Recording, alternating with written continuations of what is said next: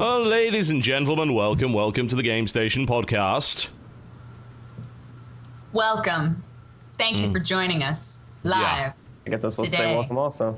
Yeah, that's what we do. We don't really have a set intro, as it were. We don't. The number of times that it turns into an awkward silence is pretty much 100%. Yeah, They're saying we all have epic beards. Mine's the longest. Me too, guys. fantastic. Dodgers Dude. is the best. I know. It's flesh colored. I'm looking for something to use as a beard, and it's just not. I don't. Yeah. I feel. Good. Thank you. Here we go. All right. People Go are on. recognizing the Go chat. on. I need make Welcome this to the stream Game Station podcast. Stuff happens. Jesse, you are a maker of stuff. Welcome to the show. Hi everyone. How's it going? We have literally just in the first 2 minutes of this podcast, if we just said fuck it, like immediately, we didn't even get to start, and it was like, you know what? Can you see? Oh God, I just think I broke my keyboard. So yeah, that's a thing. Hi everyone. Dodger had way too much sugar. She did. I had a coffee. And the coffee type was called glazed donut. And then Oh, dear God, really? and Does then that really exist? yeah, and then I had No, Mountain Dew. it doesn't. And then It's called sugar. shall I find it for you? And then I had Cooler Ranch Doritos, and now I'm home and eating strawberry Pocky. Aren't you, Are you, so like- excited to be doing a podcast with me? Are you like tearing up the paper and stuff like that? Because it's like Hold the you shave and you phone. cut yourself. What? You gotta put Hold it the on phone what? Hold the phone what, Jesse? Hold the my phone God. What? What, Jesse? there. Is there really that kind of Alright. flavor? There's so much All right. paper here now. Do There's you do you only think in terms of possible future Tumblr gifts? Is that how you live your life? Because I feel like everything you do revolves around the potential for a possible future Tumblr gif. Because maybe I'm there's just no made reason- to be on Tumblr, Jesse. no, I guarantee you are constantly like this is in your brain hole, and you're just Right. sitting here, just going like this.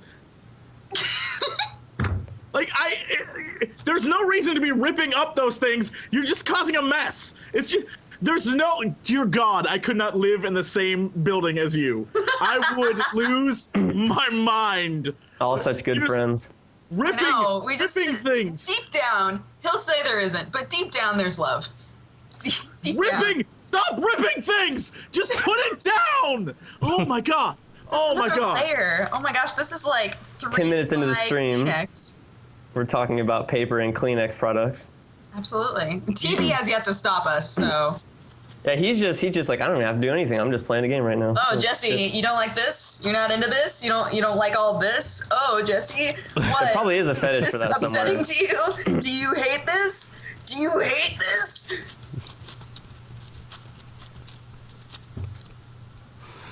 Boom! That's what I could do my topic about right there at the end of the stream is the weirdest fetishes you've ever seen. There you go. I get really into it when people, really male or female, rip up tissue. Do you have that thing, is it Pika? Something like that, where like people like to eat paper? Oh, is that a thing? Yeah, that's actually apparently with pregnant women, it really strikes pregnant women for some reason. They don't know why. That didn't taste good at all. I feel like, and this is just something I want. Look, I don't ever wish bad on people except for Dodger. And Right. I hope Go on. hope that at some point, it may not be today, it may not be tomorrow, but at some point, you're gonna have the runniest nose that there ever was. And you're gonna say to yourself, I'm out of tissues, but if I only had 3 more tissues, I could blow my nose. Well, You now have they're to all try- like perfectly sectioned now for her, so she can use like little tiny squares for each time she has to blow her Oh, nose. no. This is full on nose vomit, is what Right. this is. Nose vomit. Like an anime waterfall, but from the It's like- nose instead of the eyes. Yeah. I'd just be more interested in recording that and putting that up on YouTube. That'd be a video. Right? Yeah. I'd be concerned about the dehydration of my body because I feel like that's a good sign something is very wrong, but You just have a pipe in your mouth I'd still with water. film it. Just water goes in your mouth with a pipe and then it just comes out of your nose and it just be a constant stream. There you go. Mm-hmm. It'd be like a They just loop detoxification it thing. forever. Yeah. Welcome to the TGS podcast, where we occasionally talk about video games. TV, welcome to the show. I don't even have to say a fucking thing. You guys can just do the show without me. I'm Here's just gonna the thing is, put up dumb videos in the background and try and chase you with a beard made of cats, like I did for 2 minutes, and you didn't notice on the stream at all. That's awesome. I'm watching this girl on the stream rip up paper. Here's the difference between Dodger and her. With her, I'm getting good, solid boob action, and I'm okay with that. It balances out the ripping. Well, she had a boob mouse no, pad. wait. Okay, look. So see, now I've done all this, right? Yeah. Ready? There we go. Yeah. She had a mouse pad. I'm gonna with boobs slowly on it. make my boobies bigger. It's gonna be great. All right. Don't worry. First Don't off, worry. you just Don't made a worry. third one, not necessarily a bigger Don't one. worry. This is the Guys, don't problem worry with about you. it. You've just added more Guys, on it's the fine. side. Guys, don't worry. They're gonna be huge. What did I tell you? What did I tell you? You only think in Terrible Tumblr gifs. investment. There's a gift being made right now of you just sticking shit up your shirt, and you're like, I'm gonna put it on my Tumblr. Ha ha ha ha. F you, Tumblr. I just want to point out that you're the person that created dodgereats.tumblr.com, so I don't That's think you true. really can say And anything. since the first day of it, have yet to add to it. That's because I've run out of pictures of you eating. Start eating more, fatty. I do a series on eating stuff. I eat a whole There bunch we of go. fucked up shit. Thank you. Now put them both in your mouth. Yeah, that's right. That's right. Eat those. Yeah, that's right, girl. Look like overly obsessed. Damn you with your Tumblr gifts! God! AzuriteReaction, welcome to the show. I'm so sorry. This is I'm so sorry itchy. because usually when I come on any kind of a podcast or anything like this is what happens. No, It's this because- happens Happens without every, you. This If Well, happens I know it every happens week. without me. I'm just saying I'm going to make it that much worse. You got nothing to do with this nonsense. Trust me, these guys No, are. we ruined it. I'm on going to be purpose. enabling it. I'm going to be an enabler instead of like sitting quiet in the background and then you guys feel bad that I'm not saying anything. I'm just going to enable it even more. That's the problem. I see. So anytime we're up to shenanigans, you're gonna be like, yes. I'm going to be giving you yes. the internet drugs for it, you know. Okay. Jess just got like an expression frozen on his face right now. What a Having terrible, good time. terrible thing. I enjoy myself when I do these. I have the best time. It's the best. By the way, everybody in the chat, because all three people besides me in the podcast got this wrong. I'm not 19. I'm not 15 either. No, 27. no. We I said actually, you were we 15. guessed. Yeah, I said you were 19. So, But I'm not blaming him for that because said anybody. 20. hide the beard. Hide the I got beard. the closest. Yeah, if I had a beard now, see? Yeah, I'm all excited. you're a 13-year-old girl. Yes, see? So there I you would go. shave my head and shave my beard, but then I just look like I'm like a neo-Nazi or something. I don't want that. So, What? well, glad I'm you like don't want I'm that. 50% German. I'm like 50% German. Like I like normally like Oh, blonde hair okay. for All life. right, so, well, you know. that makes sense then. Yeah. Yeah, makes The perfect. Germans You know are what? not all smiles with the sunshine. Yes, I said I'm 7. I'm 7, guys. 7 years old. You see, now you're making the 7 years first old. mistake of the podcast, which is to pay too much attention to the chat. That's how you get nothing done. Yeah, that is Bad true. idea. Don't do that. Yeah, as Dodger goes directly to look at The yeah, that's a chat. horrible idea. I needed to look and see what was happening because it was brought my. I changed the tab. Oh, okay. I now They have set the up you now, Domestic Fox Bob. website back up. So I'm not going to give you time to explain that. Let's move on I quickly. won't. Welcome I wasn't to the going to. TGS podcast, the Game Station podcast. I keep calling it the TGS podcast, which is the Game Station podcast. Which Oh, it's like yeah. yeah. Welcome to TGS podcast. That's what it is. We occasionally talk about video games every now and again. It has been known to happen. Coming up in the show, we'll be talking about what we've been playing this week. That'll probably cover about the first hour. Then we'll do some news. We'll look at some trailers and upcoming releases, and we will of course wrap up the show with host topics and plugs because we really, really need you to watch our ads like as much as possible. Hair plugs. Yeah, Watch us. come do that. Watch us. I don't know what you're trying to achieve there, Dodger. What did I tell you? What did I tell you?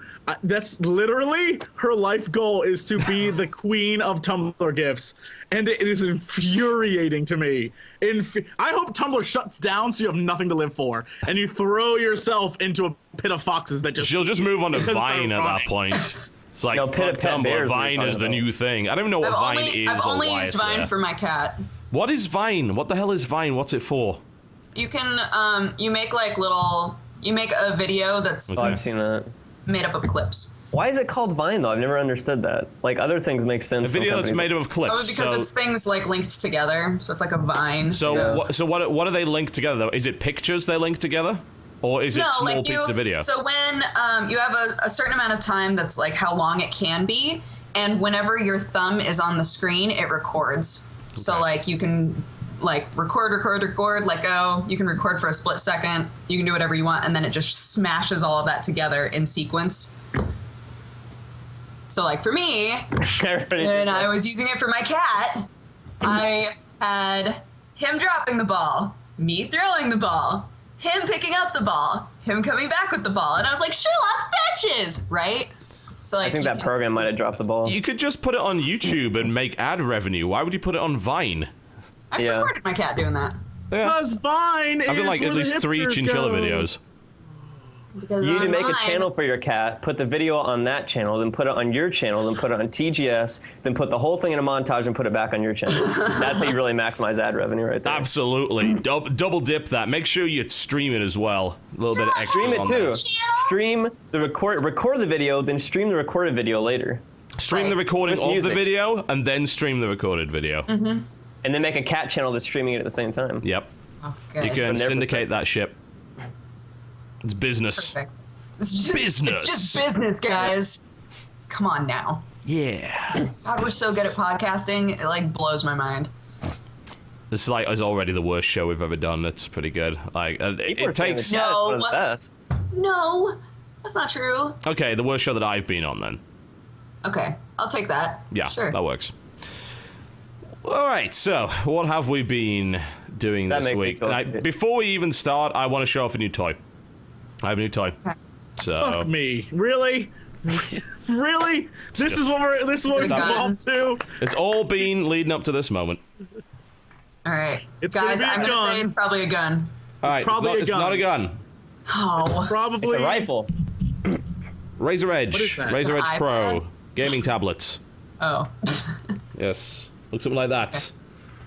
This is an i7 gaming tablet, which apparently is currently streaming right now. Let's actually not do that. There we go. Oh. Copyright. Oh.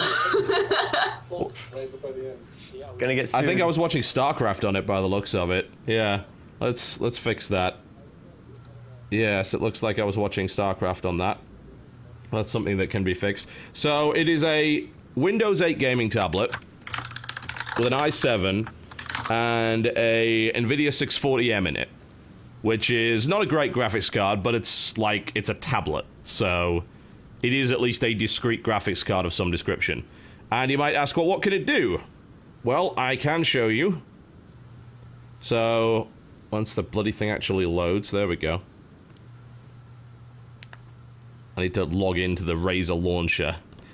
Jesse's going to be jelly in a second because I have one of his favorite games on here, which is... Fruit Ninja. No, Saints Row the Third. Fruit Ninja. God, I just love slicing fruit. Yeah, man. God, Fruit Ninja is just the best game. Gives you the most tickets in the arcade, in most arcades. Cheap tickets. Fruit. I'm either conducting. Have you seen like the board game for that or whatever it is? Why Like the would we home get game? Fruit Ninja board game. There's like a board game, or not like a board game, but it's like a toy set. Where, like I guess you like hit the fruit with something and it like pops apart. The most mindfuck one to me though That is the sounds Bejeweled. awesome. No, have you seen the Bejeweled board game? How does What's that the even point work? in that? How does that even work? Like, I have no okay, I want idea. to make 3. Well, there's 3. You've won the game. I won. There's an arcade Bejeweled game too for tickets, but that's actually like decently done. You can play 4 players Let's at see once. this thing. I see. Oh, it also appears to be running the stream VOD in the background. Whoops. Oh. That's something I need to fix. I'm doing so well with this demonstration. I'm just incredible It's like at it. quadruple copyright now. It's like you're gonna get sued by like 5. It's all right. I think that's like my VOD that I was doing editing on last night. You're gonna sue yourself. Yeah, pretty much. That asshole. What is happening? What did we So see? I'm currently trying to play Saints Row with a touchscreen. I do have an Xbox 360 pad plugged into it. Okay. which, you know, works fairly well. The problem is, of course, holding it up to the screen while trying to play it on a 360 pad is a little bit tricky. Once this thing eventually loads Professor up. Genki, I love you, sir. I think like the new trend now is to like play stuff on stuff it's not meant for, or like on smaller and smaller portable devices. Like I just played Chrono Trigger on my phone the other day and like beat it, and I was like I wouldn't even play it normally. Like I mean, I've already beat the game 100 times, but playing it on my phone made it that much more entertaining for some reason, because I'm playing it on my phone. It's like I don't know why. RPGs are really hard for me to play on my phone because I'm They're like the only one I can This play isn't with. the bite-sized thing that I wanted out of a phone game. Well, like on Chrono Trigger, you know, you go through like one dungeon and then you're done. It's like 10 minutes, you save the game, you play it later, something like that. This is an extremely hard thing to demonstrate on webcam, but there we go. There is my Saints Row guy. And this game actually does run. It runs... So how does it play, though? I mean, it's about 30 frames per second. Like, it runs like it would on a sort of lower-end gaming machine. Runs reasonably well. Is that worth it? Is that worth the price? That's what I'm asking. Well, that's a good question, isn't it? It's like, because this thing's expensive as crap. I mean... Yeah, it is. I bet. Yeah, as I say, it's very hard to demonstrate because I don't have 3 hands, but it is really expensive. Like, it's an i7 tablet with a 640 in it. It's got a 256 gig SSD in it. It will run modern games. Like, you can play Skyrim on it, and it will run at a decent speed. You can play Saints Row 3 on it, which is a pretty fucking demanding game, and it will be playable. It will run at a decent speed. You run, like, games that are maybe 2 years old on it, and you can expect, like, decent frame rates. Like, the 640M, the actual benchmarks for it for several games are fairly impressive. And it really depends what you want, because if you're looking for a tablet that is basically a fully featured PC, then that is a tablet that's a fully featured PC. They do this controller for it, which is it's this controller case, and it clips in and it puts like a controller on either side of it. I'll show you a little. How is that to right hold? here. Do you have that? I haven't got it yet because they're on back order, so I'm currently waiting for mine to actually come through. I can only imagine that that's really like in my mind. It sounds like a giant heavy machine that I don't know how I would end up enjoying, because it seems like a pain in the ass. Yeah, I mean that's the thing. Why would you play it over? You know, just playing it at home. Well, the point is you're not supposed to be using it at home. Like what possible reason would you have for that? Well, I mean, if you're carrying, well, no, I mean, why wouldn't you play it on the original device at home? That's what I was saying. Well, you wouldn't. That's the point. Like, the thing about a tablet is that you can take the tablet elsewhere, or alternatively, you can use it at home for stuff that's more convenient. So, like, for an iPad, for instance, I'll just... God, I can't find any footage of this that isn't watermarked to all fucking hell. There must be a... Are there any just still images? Could you just put up? Yeah, I'm just looking. Razer must have something about this on their own page. There we go. That's actually theirs. I can actually play that and not get in trouble. I can't even I don't know. I mean, I get that it's used for portable gaming, but even that seems like a hassle. Like I don't know. It just seems like a hassle to me too. It's like you know, you get the whole fun feeling of like, oh man, you know, like I get to play this like home game and it's portable. I can take it wherever I go. But then it's like it kind of wears off after a little bit, and you're like, son of a bitch, I have this gigantic thing, you know, that I'm like carrying around. You know, that I'm just like playing a game on when I could just be playing it at home, and it's Yeah, but again, this is not designed for people that stay at home all the time. That's true. Well, see, why would you own a tablet if that's all you did? That's definitely, see, that's the thing that I guess I can't really get too much into, like for the market, is that, you know, I'm in California, but I don't really use public transit a bunch. If I'm in a moving vehicle or I'm not in my house, I'm either driving or I'm somewhere I couldn't really play. Yeah, so, and it's like if you're in New York, if you're in, you know, Japan or something like that, you know, you're going to be on public transit a lot or walking or whatever, then, yeah, but... It's also a case of just traveling in general, like someone that goes around a lot. I have to fly twice this month. Yeah, see, so there you go. That's 4 times technically, because obviously it's back as well.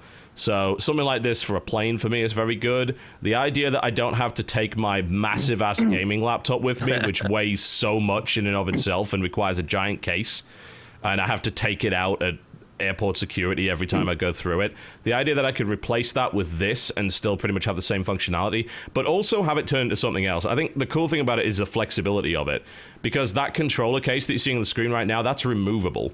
So you take that off and you have a regular tablet.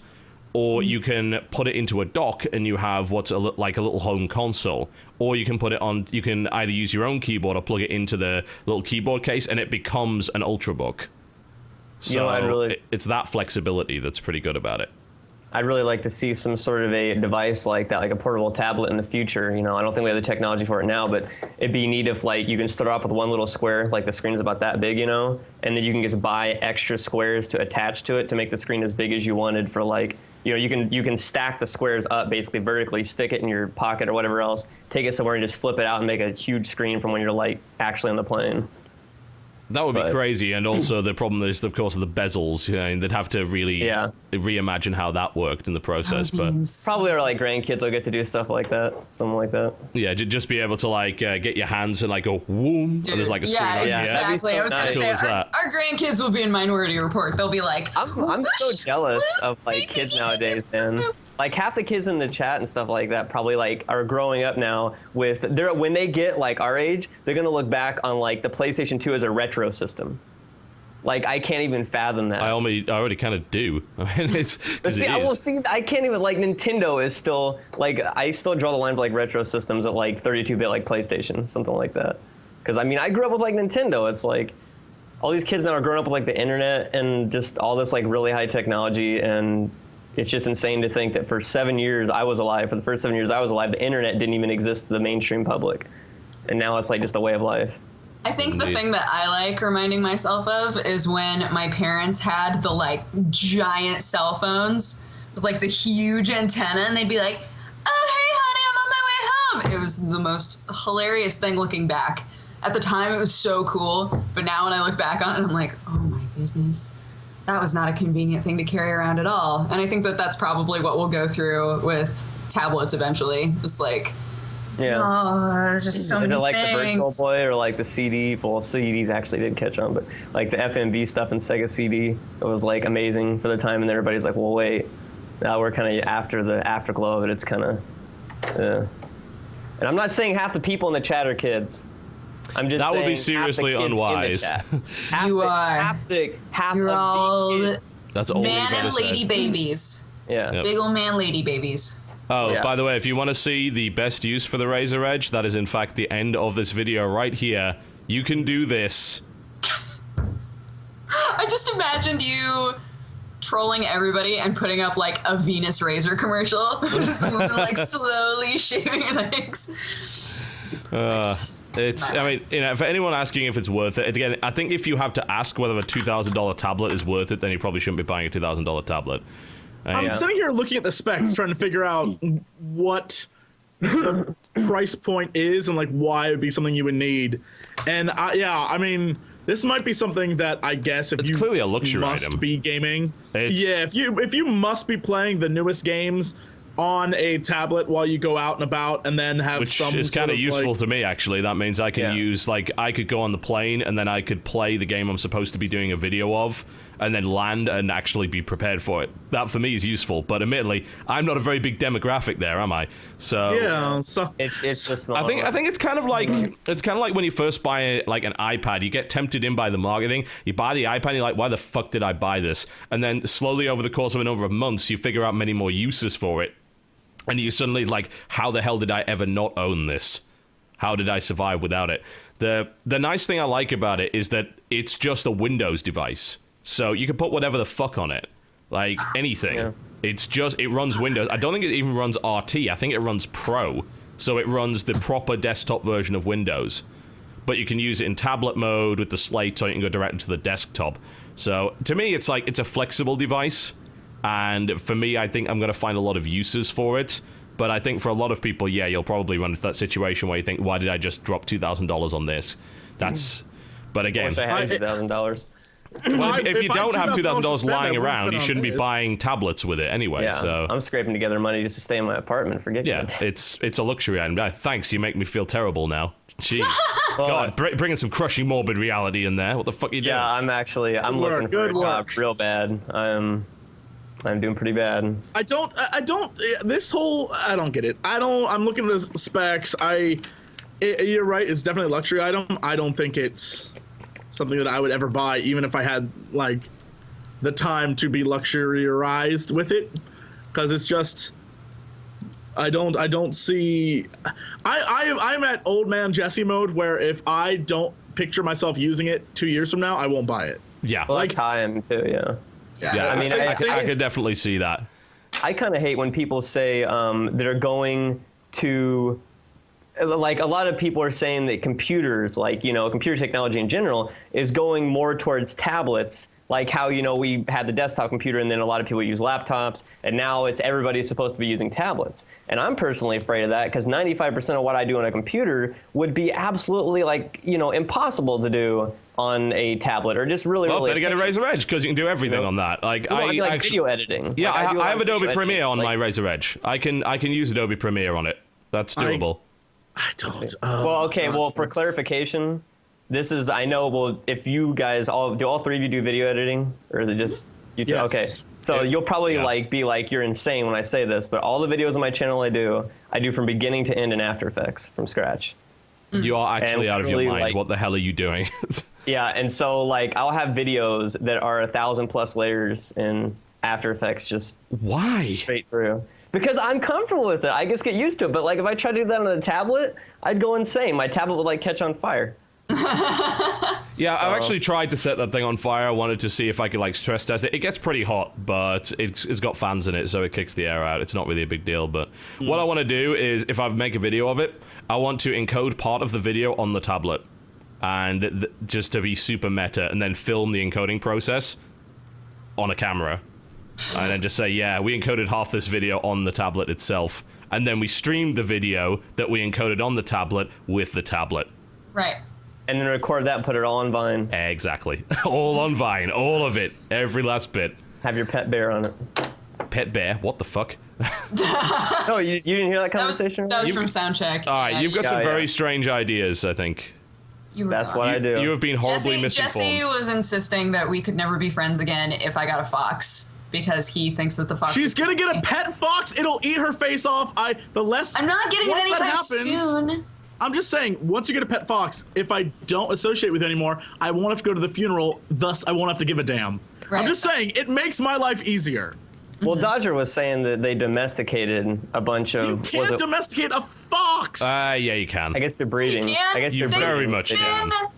doing this over so many generations of foxes as an experiment. Of course, you Apparently can it works. domesticate a Domesticated fox. foxes Are you now. kidding me? That's what I said. You If can you domesticate pretty much domesticate a anything. fox, You've just got to do it across enough generations Yeah, to it works actually really do well when dogs still attack people. Animals, don't trust I them. just like to see a domesticated I love bear. dogs. People are just walking around with bear pets. Saying. And just riding their- Well, you've seen the one. There is one, right? You know about that. No. It actually- Is there one? Yeah, do you see the pictures of it? It went to. It actually sat at the table during Thanksgiving dinner. It went to the wedding. It's a domesticated bear. It lives with these guys in their house. All right. They are going to wind up on Fatal Attractions. They're going to get killed, and then everybody that was in their family is going to have to put together this Fatal Attractions video and be like, "We always knew." And the bear's gonna learn English, and it's gonna be like, I was so pissed off they never gave me enough steak at dinner. Yeah, he's going to know sign language and just be like, Yeah. My favorite part is someone in chat. So, Jesse, you can domesticate a hippo if you want. Most violent animal in the world. Wow.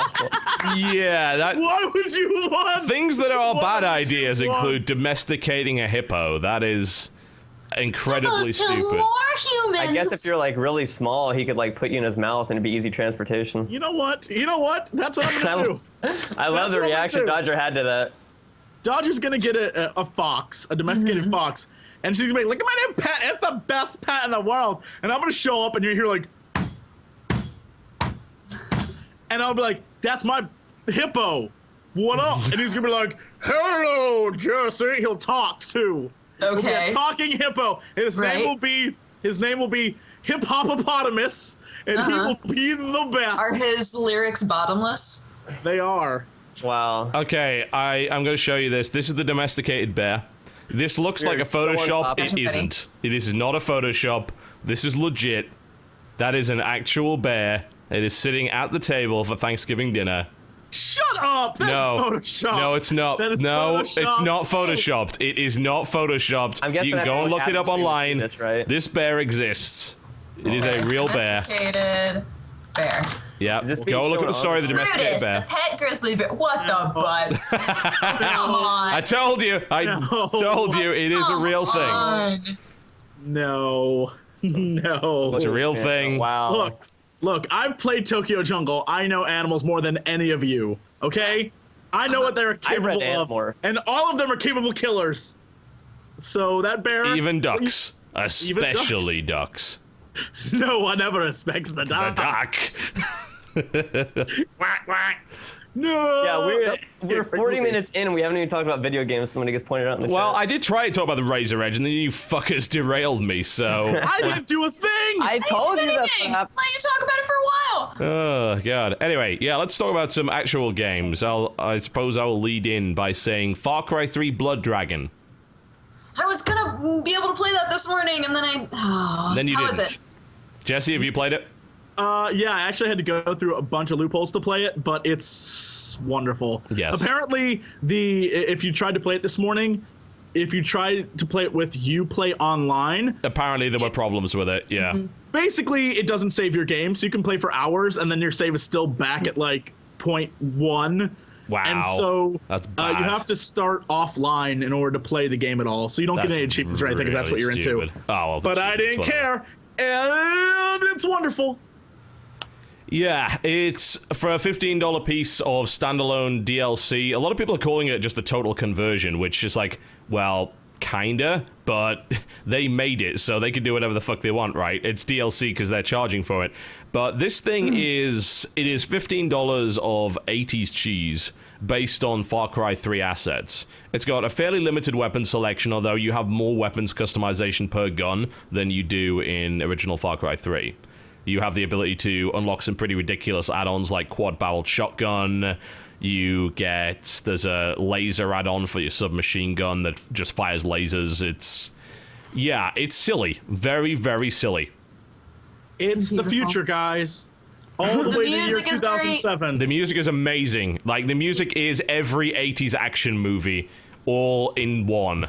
But people keep getting confused because whenever somebody says, "Oh, the music's by Power Glove," they think that it's by the metal cover band. It's not that. It's No. not them. It's like a duo that does electronica music. Yes. Different I Power think I've Glove. actually heard their stuff. I think I actually played some of their stuff in Rock Band, It's great. unlike It's the illegal DLC. Yeah, it's everything about the game is just obnoxiously 80s. And I mean, I love it. I really do. I know Rock Paper Shotgun like criticized it, and I'm like, it's It's wonderful. They are dumb. Look, rock paper shotgun. You know, You're I think in that case, like they may have just taken the game a bit more seriously than it was. The thing is, though, they went to great lengths to try and take say, that no, thing we get what you're trying to do. We just don't think you did it very well, and I just fundamentally disagree. You know, I'm okay with the whole, hey guys, it wasn't the 80s, the 80s. I'm fine with that. That's what the game was setting out to do. The thing is, the game's not just homage to the 80s, it's a parody of the 80s and of itself. And I think that's what people maybe don't get. Well, maybe like, you know, because I've always seen this a lot. Like, I know Scott Pilgrim got, you know, attacked a lot for this because a lot of people were like, this is a hipster movie, when in reality, the whole movie is supposed to be making fun of hipsters. But the whole thing is if you didn't live through the 80s, or if you weren't really fond of it, then you're either not going to get it or you're just not going to enjoy it nearly as much as you did. And it's like, since we all lived through the 80s, you know, we get it. It's like, even if we want to say, you know, we can separate ourselves from that bias, we can't really do it. So, yeah. Well, I mean, I guess the question is it, as a game, something that stands on its own without the 80s references? Would it still be an enjoyable game if you didn't get a single reference? I would say no. I would say no on this one. I think what makes the game is the fact that it's so trashy 80s makes it amazing. And other than that, it wouldn't be nearly as enjoyable. I can say that right off the bat. I think that's fair. I really do think that's a fair assessment. But that's why they made it. They made it specifically for the purpose of being a silly, wacky 80s. I mean, come on. The beginning But of that's the your game's amazing. demographic, though. If you do that, then you willingly, design the game with the purpose of cutting off a certain part of your demographic that's Yeah. not going to understand what the hell is going on. But that's okay. I mean, you've got to also That's bear in fine, mind that Far Cry 3 was supposed to be it's an M game, yeah. So you're supposed to be having adults playing it anyway. So anyone that's really playing it is likely to either have lived through that particular time period or at least understand what you're trying to get at. Yeah. Right. And I think I'm not they saying pushed that's a that with the bad marketing thing. as well. Yeah, the way that they actually did the trailers and they actually advertised the game was very much so. It's like, hey, look at how 80s this is. Yeah. You don't it's, even it's need not a to bad be- thing, You don't even need to be from the 80s to appreciate even the cinematic bits, because they're all early 90s cinematics. Yeah. Where it's the really awful Really animation. flashback, Reminds me actually. of like G.I. Joe's. Yeah, G.I. Joe's, but also flashback. Like games like that or Another World, sort of that kind of style. I love that because that was a style that I really liked, but you can definitely see that they went low budget on it. Like when the guy's walking backwards and forwards, they just kind of flip the character model and things like that. It's I was gonna say TotalBiscuit. When you said Another World, were you talking about the Super Nintendo game?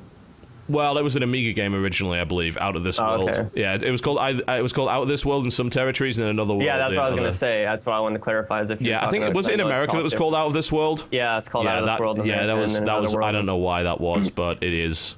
So, yeah, it was very much like that. But I think that there's definitely a lot of valid criticism you can level at the game, but I also think that criticism doesn't matter in any way because you're criticizing it as an exercise in criticism. That's what we're trying to say. I mean, you're criticizing it as an exercise in criticism. And it doesn't matter because the game's still a shitload of fun anyway. And even if you can tear it to pieces and you can still kind of admire what it is, which is this trashy piece of DLC.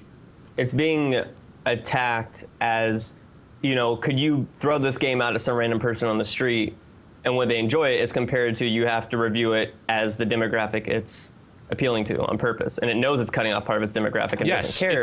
That's not a bad thing. It's painfully self-aware. It knows exactly what it's doing. So that's the thing which really gets me, and that's why I think that the criticism of it really isn't all that relevant.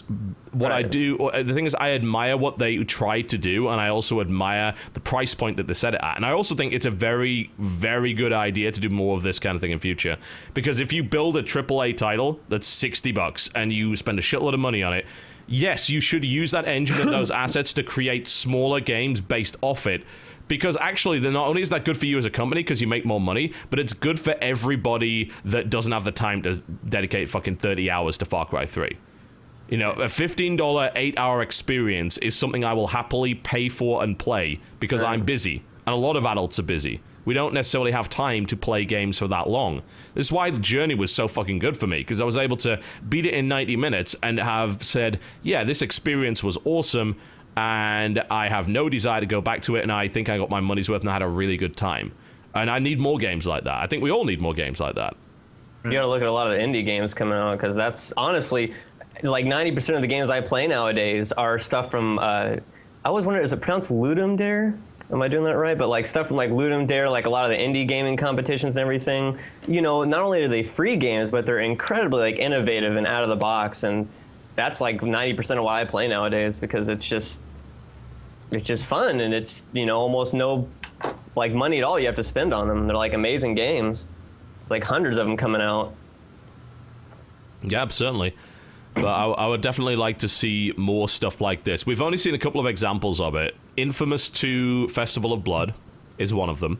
That is great. I actually like Festival of Blood more than I did Infamous 2, because the thing about Festival of Blood is that it is all the good shit compressed into a shorter experience without any of the fluff, without any of the filler. And that's great. Like, you unlock your full set of powers much quicker than you do in the main game, so you don't have to do less boring stuff, and as a result, you have a better time. And I think that you can do that, and then you can look at stuff like Red Dead, Undead Nightmare, and then you can look at stuff like Blood Dragon, and these things are a very, very good idea indeed. And, some people trying to be smarter than they really are might say, well, that's just an expansion pack. No, it fucking isn't.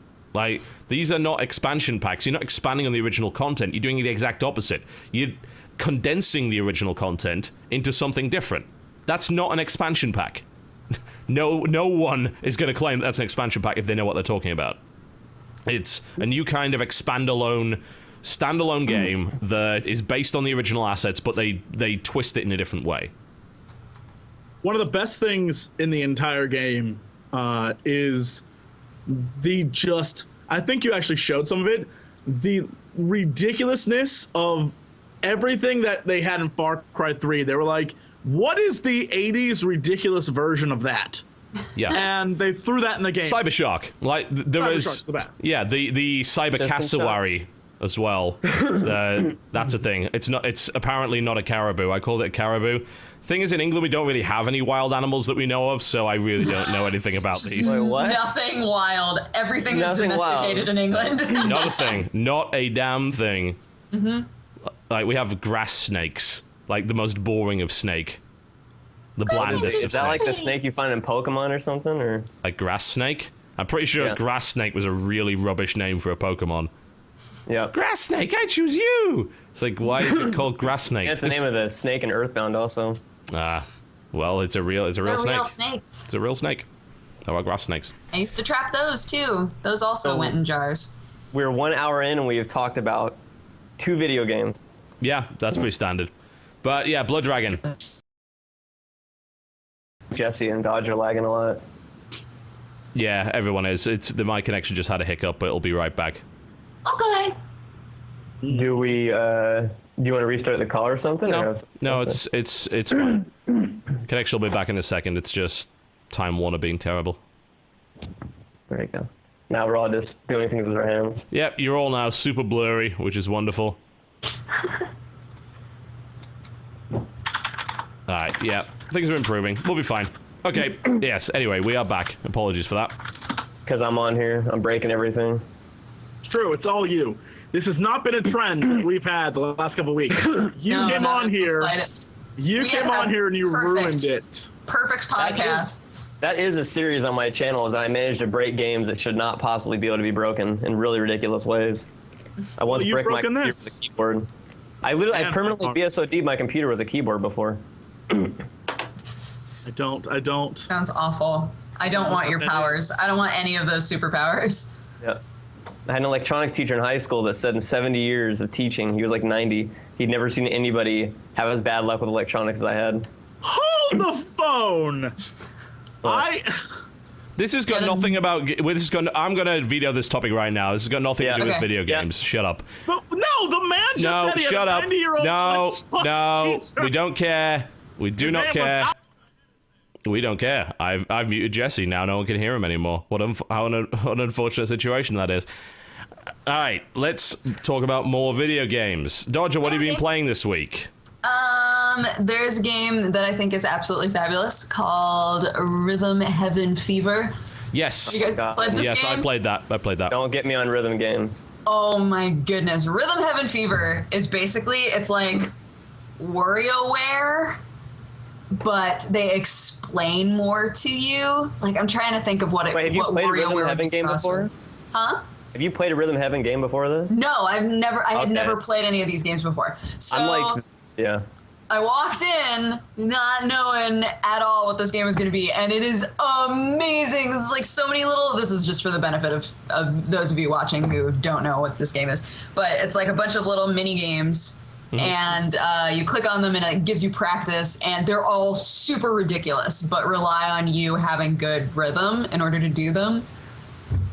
Oh my gosh, it's one of those games that I could play for days. Like, it's so fun. I feel like it would be more fun with a bunch of people, but like that rhythm stuff. See, that's my whole thing is like rhythm games. I've been playing since like 1998. That's how I got my whole big start on YouTube, was I did Rock Band, and those videos blew up like millions and all that stuff.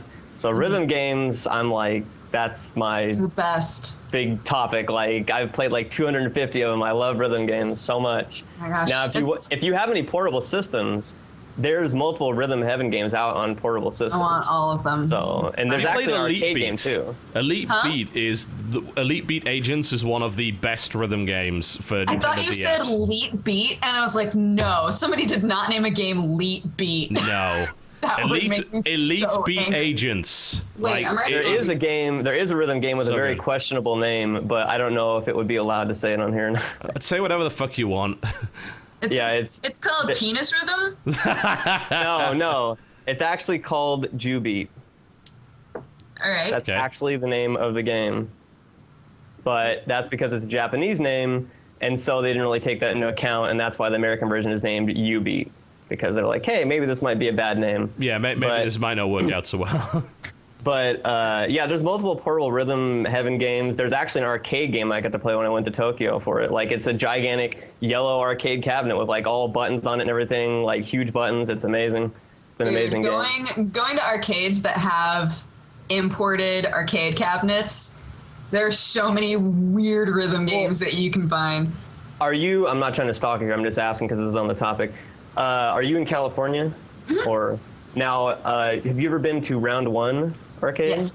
Okay, Yeah. good. I was gonna say you need to go there if you're a gamer. If you're in California, It's a and you were little bit gamer- overwhelming. Round one is a little bit overwhelming for Oh, me. I love it. I Do you grew up like- in arcades since I was like 7 years old. I love that atmosphere.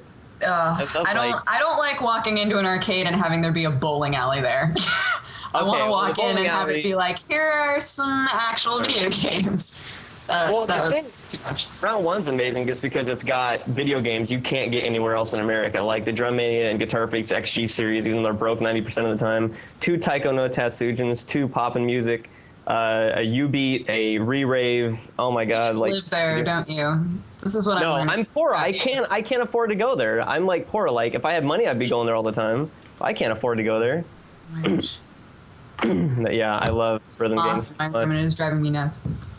Yeah, the only time that I've been to round one is with Jesse for a friend's birthday, and walked in and I was like, oh, there. I feel like you feel like you're on a Virgin Airlines plane with like all these mood lights, and there's just like, here you go, here's a bunch of video games. I was like, oh, okay. Yeah, they got bowling, karaoke, darts, pool, everything else. Yeah. You know, so. It's cray. But So much. yeah, you ought to play the portable ones because the portables are the originals. Right. I think it's on. Can somebody make sure I'm writing this in the chat because I never really played the portable ones. I think it's on DS and Game Boy Advance. I think there's a 2 it's on. I'm not positive though. I have but- both of those. Perfect. But yeah, the one you're playing though is pretty amazing for sure. Oh my god, it's so good. There's a game, there's a mini game where it flicks peas at you, and you Yeah. have to slam peas. You have to get the peas on your fork. Oh my gosh, that game, I was so stressed out. I was like this, playing that game. It's just like Jesse so has just been intense. dead silent for like forever now. It's like he looks like he's writing something. Is he still muted? No, I don't know. he hasn't been muted at all. Like, I didn't actually mute him in the first place. I just pretended. Jesse's just done. He's done with He's all just of like, us. I'm going with it now. I'm just, you know what? You don't want me in here? I'm just not gonna be in here. Forget it. Whatever. I'm gonna draw a picture of boobs. Oh yeah, Jesse, I'm gonna beat you to it. He's tearing up a bunch of pieces of paper. He's gonna get a bigger torn paper collection. Holy shit! It's an essay.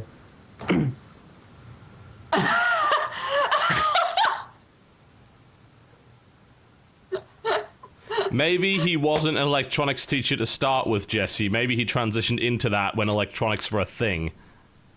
He's 90 years old! What is he teaching?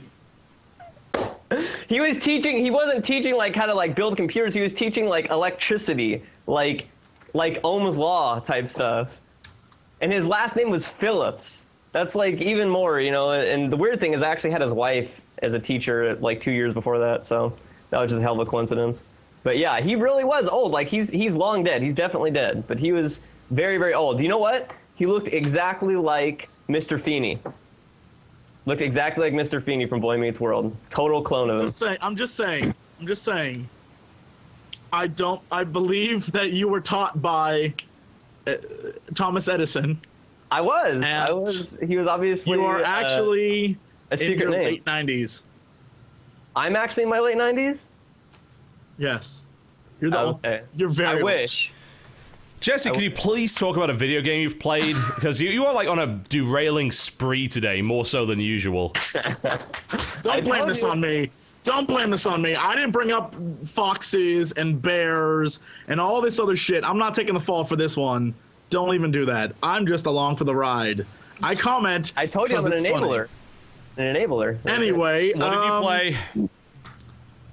I played a lot of Guns of Icarus this week. I've been playing a bit of that too because there is really good. Are we supposed to talk about that? Are we gonna have a fight? Because I've just been playing a game. I don't know what you're talking about. I'm just playing a game. We're cleared. We're cleared to talk about it. Are we? Okay. I don't know what you're talking about. I'm playing a video game for fun. It's about airships. I played that one before. It's pretty good. It's very fun. And today I played again with the RPG makers, and I found out that I'm a horrible pilot, but a damn good gunner. Oh, I was going to say, I wouldn't let you pilot the airship in a million years. That's a terrible idea. Well, I was a stone cold killer on the guns today, and we met some people who I guess were fans, and they were like, are you guys from? I was like, yeah, baby. And then we murdered them, and then they joined our team, so it was okay. But I had a blast. That's a fun game. And so I love the viewpoint of it is so like unique, playing a game like that and just being like, where there's actual crew. Yeah. That's the cool thing about it. It's like you are crewing an actual vehicle that has surface area instead of being in most vehicle-based games. You press E and you enter the vehicle, and you are the vehicle. Yeah. You basically become the tank instead of being in the tank. Right. It's whereas, fun.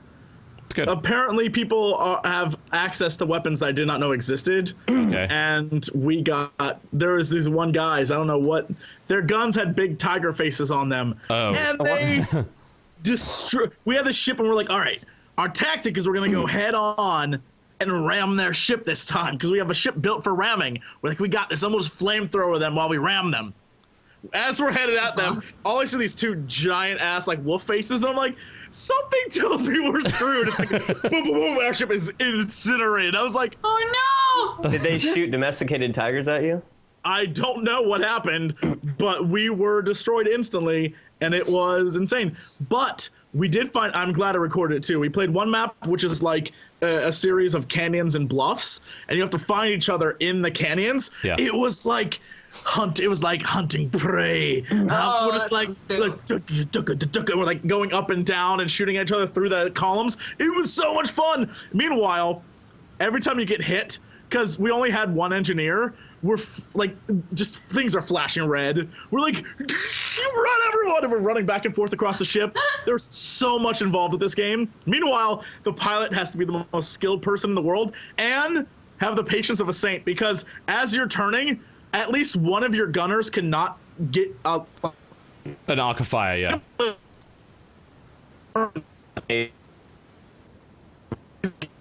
Well, that's going to be the stream down again, isn't it?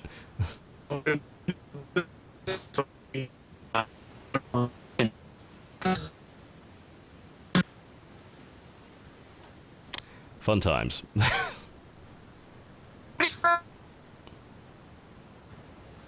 Now would be a good time to take a break, I think. We'll be right back. The best part of this is you never know what you're going to get from week to week. No, you don't. You never know if you're going to get a full show, half a show, 10% a show. You never know when you're going to get normal voice, robo voice, no voice, cam, no cam, blur cam, pointillism cam. Guys, this is our quality content for you. Quality live content. For you. I'd say we're trying our best, but that would just be a complete lie. I'm going to try my best from this Time Warner is not trying its best. No, they never try. I'm going to show Time Warner how it's done. I'm going to try my best right now. Z-Snap. Like, I'm what is just that? going to get a U-Haul truck and I'm going to drive to Kansas. And I'm not even going to have a house. I'm just going to say, Google, fit this area up with Fios right now. And I'll just plug my computer in and off you go. I want that. Like, I mean, why is that like internet companies seem to have such a bad problem with America. You know, is the answer. I mean, Your I know like infrastructure is ancient. It is that awful. is true. You are being beaten really into the bad. ground by countries that weren't even officially countries till about 30 or 40 years ago. You're losing to them. That's pretty bad. Whoa. Hold on, Slim. You're part of this country now too, buddy. I'm just a legal permanent resident. I'm not a citizen. I can't be held responsible for any of this shit. So you want to be here, is what you're saying. It's horrible, and you still want to be here. UK is pretty horrible too. It's just horrible in different ways. I'm just saying. I think All I'm saying is countries- the UK doesn't have Bojangles, so the choice has already been made for me. What? Don't know what that is. Because you've never been here. I will bring you over to the East Coast at some point, and I will take you to Bojangles, and then you will understand. Is it a food ingestion place? It is, yes, very much so. Bojangles' famous chicken and biscuits. Shit, I am there. Yeah, Done. it's pretty good. good. I really Pretty don't want to good. derail this anymore, but have any of you tried the Lay's chips that are the chicken and waffles ones? No. Negative. Yeah, don't ever try them. They were trying a new thing to see what people would like. They had like 3 different flavors. That is the worst chips I've ever had in And my everyone life. is shocked that Lay's made bad chips. Like, this happens all the time. I gotta, we've so got a bad. company. Lay's is actually the same company as Walker's in the UK. Now, Walker's are the most popular crisps, at least they were in the UK, and we never understood why, because they were easily the worst. Like, they would get every other brand of crisp, which I've got to call chip now, otherwise you won't understand what I'm talking about, was... Oh, we went to England. Oh, yes, We you know now. You know. We That's get cool. it. Yeah, so a packet of crisps and a pint of lager. So these crisps were the worst crisps. Like, they were beaten by every other company. And yet they were still the best selling. I'm like, what is wrong with you guys? Why don't you have any taste? But now there's been this big movement towards kettle-cooked stuff and the higher quality stuff. And now, finally, Walker's is losing its stranglehold on the crisp industry.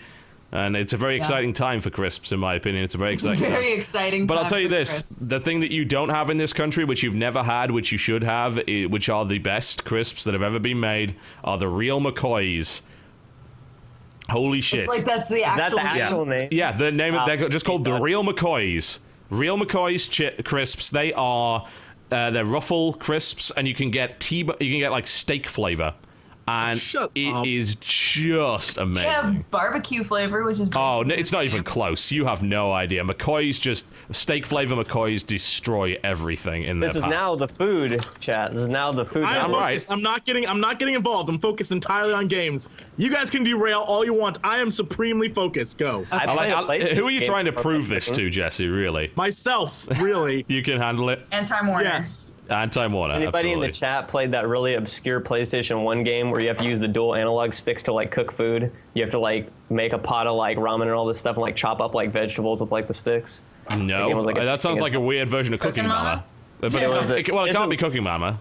Yeah, this is like PlayStation 1 this came out on. It was really, really addicting and insanely difficult. I can't remember the name of it. But Nope. yeah. I don't know. I need to get you guys in a bunch of these obscure games sometime. Nope. I don't have time for that nonsense. I do not have time. Anybody got time for that? No, they do not. But we can go back to what we were trying to talk about in the first place, which we after almost 2 hours, we still haven't got through what we've been playing this week. So, it's like we've We maybe could talked move about on, 2 though, games. honestly. We could. Jesse was move on saying the anyways. Gunners thing and then it Yeah, we just, talked about Guns of Icarus. I think we kind of reached the end of that topic there. Is there anything else that people desperately want to say, hey, I've been playing this week and No. we really, really Let's should? move on and focus on gaming. Gaming. Someone decided to call me. If I that was really wanted you to just answer that because it would have been the perfect it was juxtaposition. probably Time Warner. Like it could have been, but like you're being hacked by a bunch the of last. people. The thing is, I think that if I broadcasted Time Warner games, think there are about 5,000 people, I'd probably get sued. Although, actually, I'm in North Carolina. That's unilateral consent law. That means I can record telephone calls without telling anybody else. Yeah. So There are very specific states where you can do that. yeah, and I live in one of them. So if they ring again, I can put Time Warner on the phone and we can talk to Time Warner for a little while, and I'm sure that will be interesting. So Time Warner, tell us, how's business? Yeah. Yes, Jesse, do you want to get us on track? Because this is your chance. Yeah. I'm not getting involved in this conversation. I'm staying on. When you want to talk about games, I'm ready to talk.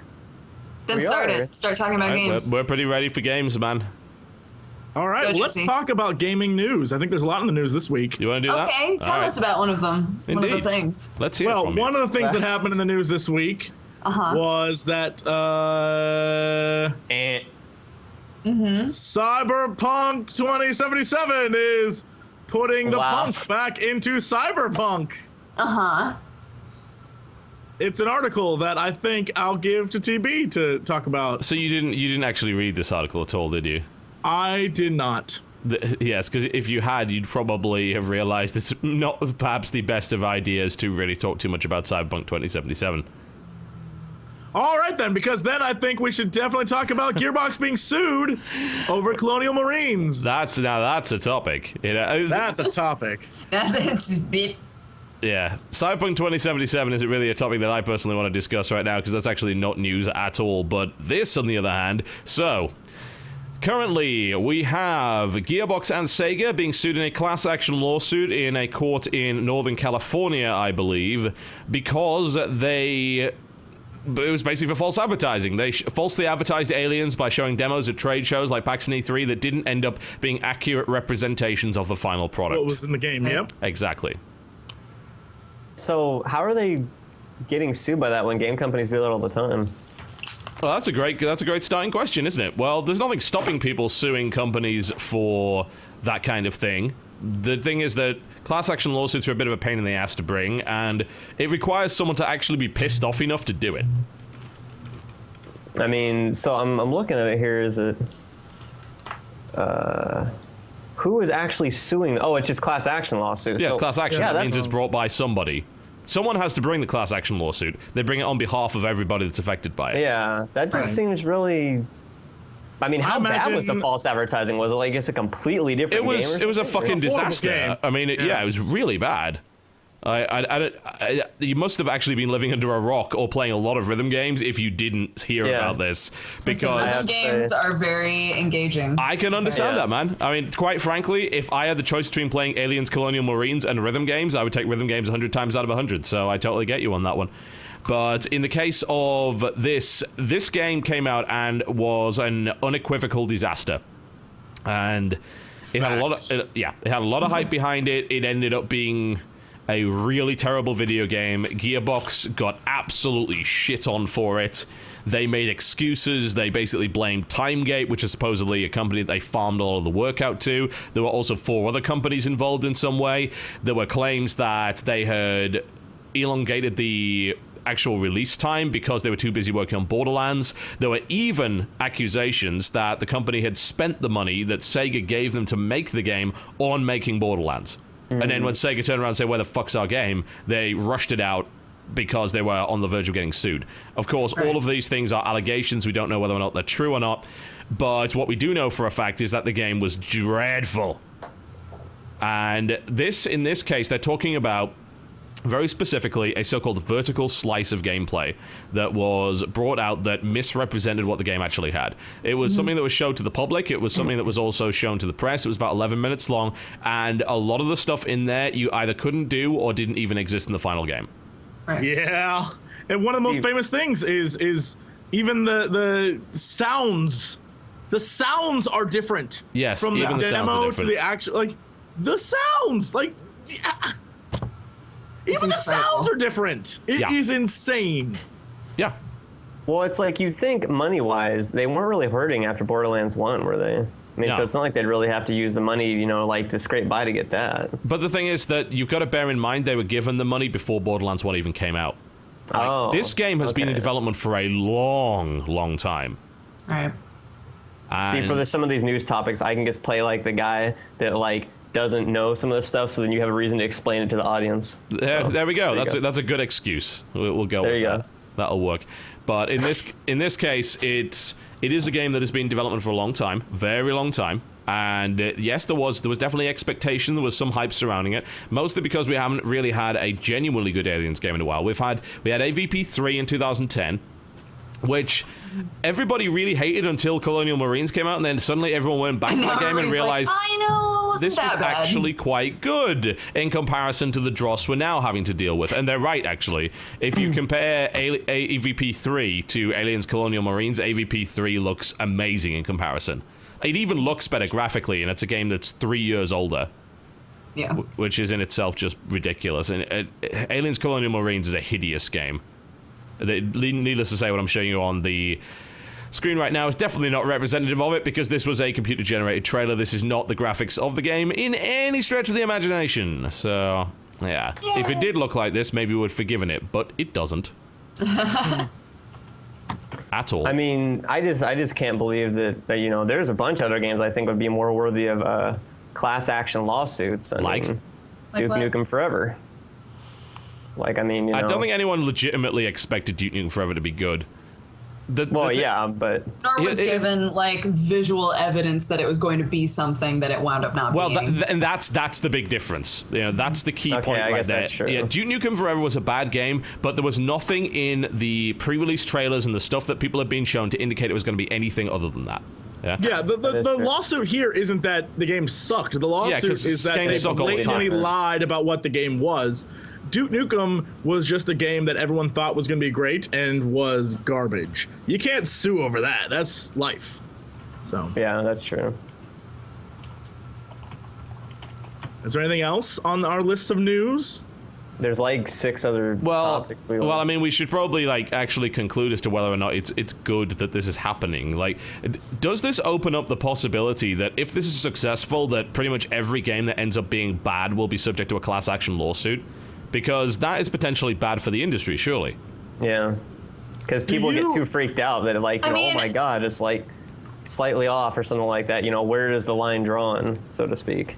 The line is drawn at having evidence of one thing and then it being a completely other. I don't. Well, no, I mean with that, I'm saying if this becomes something that actually works, then will people be able to edge further and further into, it only looks a little bit different. I'm not satisfied with it. Let's give him bad press or whatever. And then it's even if it's a ridiculous claim, it still puts him in a bad light because people would just latch onto that and go nuts. But I feel like those situations wouldn't win.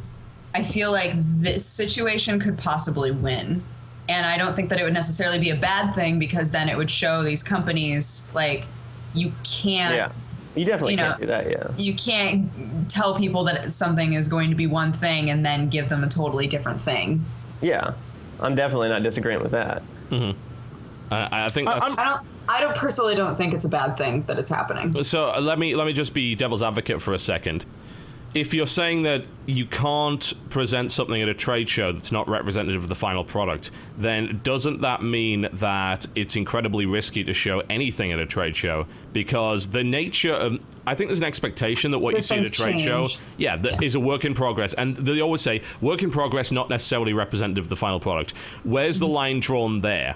That's actually... And here's what I'm doing right now. I'm actually looking at the demo that was shown at the trade shows, because that's what I was thinking about, is that devil's advocate side of, is there anything on that footage that says not representative of actual gameplay or something that says that's this is just I'm going to show you this, by the way, as well. Most trailers do usually say that, so if it doesn't say it, then that's even more. I do not see that, and so I'm wondering what legal ramifications actually can be. I'll be honest, I think it's going to be a frivolous lawsuit. Nothing's going to happen with this. It's a class action lawsuit. They'll get sued. Either the worst thing that'll happen is they'll settle out of court. And even then, I don't know what evidence they could present to say, you lied to all of us. Well, so, I think they very much can. I mean, all you need to do is just give them the Jim Sterling video. These are the differences between the 11-minute press demo that was shown publicly and was used as part of marketing material and the final product. Mm-hmm. It's marketing. No one goes to McDonald's and sues them because the burger doesn't look like the burger they see on TV. But they should. If it wasn't McDonald's, they probably would. I mean, are you... Because we're talking about the idea of, fake fast food here. Fake fast food, this stuff is there are people whose job it is to fluff up a piece of fast food. It's actually fascinating. There's videos on YouTube about how they do it and the products that they use to do it. They go all in depth. They make the lighting perfect. That's not representative of the final product at all, right? Well, it's not actually even food. It's literally plastics. Well, yeah. It's literally Well, I mean, it is originally food, but they turn it into plastics. They basically mummify this stuff. But they don't have a thing that says, hey, dummy, that bowl of cereal is filled with glue, not milk. So that's why it looks the way it does. They don't have that on the screen. So, but no one's suing them because... Have they tried? I mean, I'm interested to know if they tried. I have to imagine there's someone out there has tried, and I would assume failed, which means that any lawsuit against a company like this for showing something to get people hyped up about something, I don't think this will be successful. It just seems I think that's the mentality. What you're talking about there is legal precedent, right? And Right. the thing is that what you do as a lawyer, and this is we were told about this in our degrees because we actually had to write essays on doing this, is the thing about precedent is that it's the lawyer's responsibility to prove that precedent doesn't apply in this case by differentiating that precedent from the actual situation at hand, which means that you have to say, right, well, let's just take the fast food analogy, for example. The reason the fast food analogy doesn't work is because you can say, well, there is an expectation by people that the bullshit photos that you see on the menu will be exaggerated for effect. There is not an expectation in a video game that entire pieces of footage or indeed AI behaviors or the way that the game works will be significantly different to the detriment of the product upon release. And that's the argument that I would if I was doing this case, that would be the first thing I would say. And I mean, why would they do a tech demo that's so much better than the game? I mean, how do you even pull that off? Well, what you do is you create what's called a vertical slice, and you spend a lot of time doing it. There's a game that Jess is probably looking forward to goes by the name of Thief. You know about the Thief reboot, right? Yeah. I've heard nothing but bad things. Well, now you have, yeah. But, it was by the guys that were making Human Revolution. It's like, this sounds great. But apparently, rumors and reports have come out that they spent 10 months on a vertical slice. They spent 10 months of time making a vertical slice. And they dedicated a lot of resources to it. And it reminds me. Oh, go ahead. No. By all means, you go ahead. I was going to say, it reminds me, this isn't nearly as an extreme an example, but I remember when Metal Gear Solid 2 came out, everybody played the demo for that, and you could do so much stuff when you were, on the boat. You could shoot so many things. Oh, yeah, and then you ended up being Raiden the entire time, and everyone was really pissed off about it. Yeah, that's a prime example. The rest of the game has so much. I'm not bagging on the game. I love the game, but it has so much reduced interactivity compared to the boat where you can shoot everything and everything is lit up and there's little pipes you can shoot and steam comes out and it's so detailed. Yeah. And you're like, man, the whole game's gonna be like this, and then you chase a fat man on roller skates. So, but that's expectations. I mean, but who set the expectations though? We did. No, we didn't. If you put out a demo that clearly shows all that stuff, then the expectations are not set by us, they're set by the person that made the demo. Surely. I mean, I understand. I don't know. That's what a demo is. A demo is like the taste, it's like, we're giving you one bite of the food. This is a representation of what the game will actually be, and then if it ends up not being that, then yeah, that's a bait and switch. Dodger. Here's the big thing that I think is a huge difference with normally when you go to trade shows and they say this is not representative of the final footage, is if that footage winds up representing a much better game than your actual game, and it's what did you do during all that time? I think that's the big difference for me. Yeah. Is if somebody gave me a demo and I was like, this is going to be an amazing game, and then the final product was awful in all ways that the demo represented, I'd be like, what happened? What did you do? It's very different from what normally happens, which is there's a lot of cleanup. Maybe they got rid of some mechanics, but overall things are cleaner, they're tighter, everything makes a bit more sense, right? You see progression, you know what they spent time doing. Yeah. I think that's what bothers me. Yeah, I'm just going to show something in the background here. This is by videogamer.com, and obviously I'm linking to them and saying, hey, this is a great video. They did an excellent video called What the Hell Happened to Aliens Colonial Marines. I would strongly recommend that you actually look at it. I'm going to show you a bit of it in the background right now. This is actually going to show differences between the press demo and the actual game, and there are a lot of differences. A lot of differences to various sequences in the game, and of course the graphical fidelity that's on display here. And the thing about it is that the whole not necessarily representative is not designed to say, oh, the final game might be worse. It's actually the opposite. It's designed to say, the final game's going to be better, guys. Please don't judge it by our incomplete work. Exactly. That's what that means. The problem is that in this case, it's the exact opposite. They created a facade in the form of the demo, and then after that, they released garbage. I still don't see where the lawsuit. I mean, it's very flimsy. I understand what you're saying. I think legally though, it's a flimsy legal argument. It's a very good they screwed us as gamers over argument.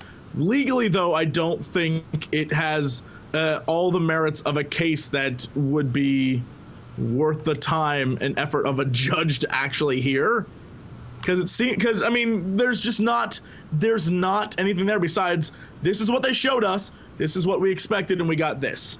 But to be fair, there are already laws covering that. Like, I can't speak to US law, but UK Consumer Law, Sale of Goods Act, very clearly indicates that is grounds for full refunds or I was just about to ask if people got refunds. Yeah, that's the. Okay. I don't think so. No, I think Steam may have refunded some people, but bear in mind, Steam is always the guy that does. They give you one. Yeah, they give you one. In this case, I can't imagine there were mass refunds for this game. Most places deny you that. I think chat has it right. One of the guys in chat wrote, problem is everyone knows how despicable and intentional it was, but there technically isn't any proof. And I would agree that's the thing. Legally, there's no proof that they set out to do this. They can easily say, we made this great demo and that's what we wanted to do, but behind the scenes, we just could not pull it off. And it's not that we wanted to cheat you, it's that we just couldn't do it. And it's not our fault. You can't blame us for something that we didn't want to do. Right. And I mean, there's no legal standing there. They can say that, a lawyer can say that, and that would win the argument. Because there is no evidence to suggest they intentionally tried to screw us. There's none. There are so many levels of that argument where they can say, look, we really did want to make the game like this. Yeah, here's the thing, though. Intent isn't actually necessarily the thing that matters, because there is a reason why tortuous negligence exists.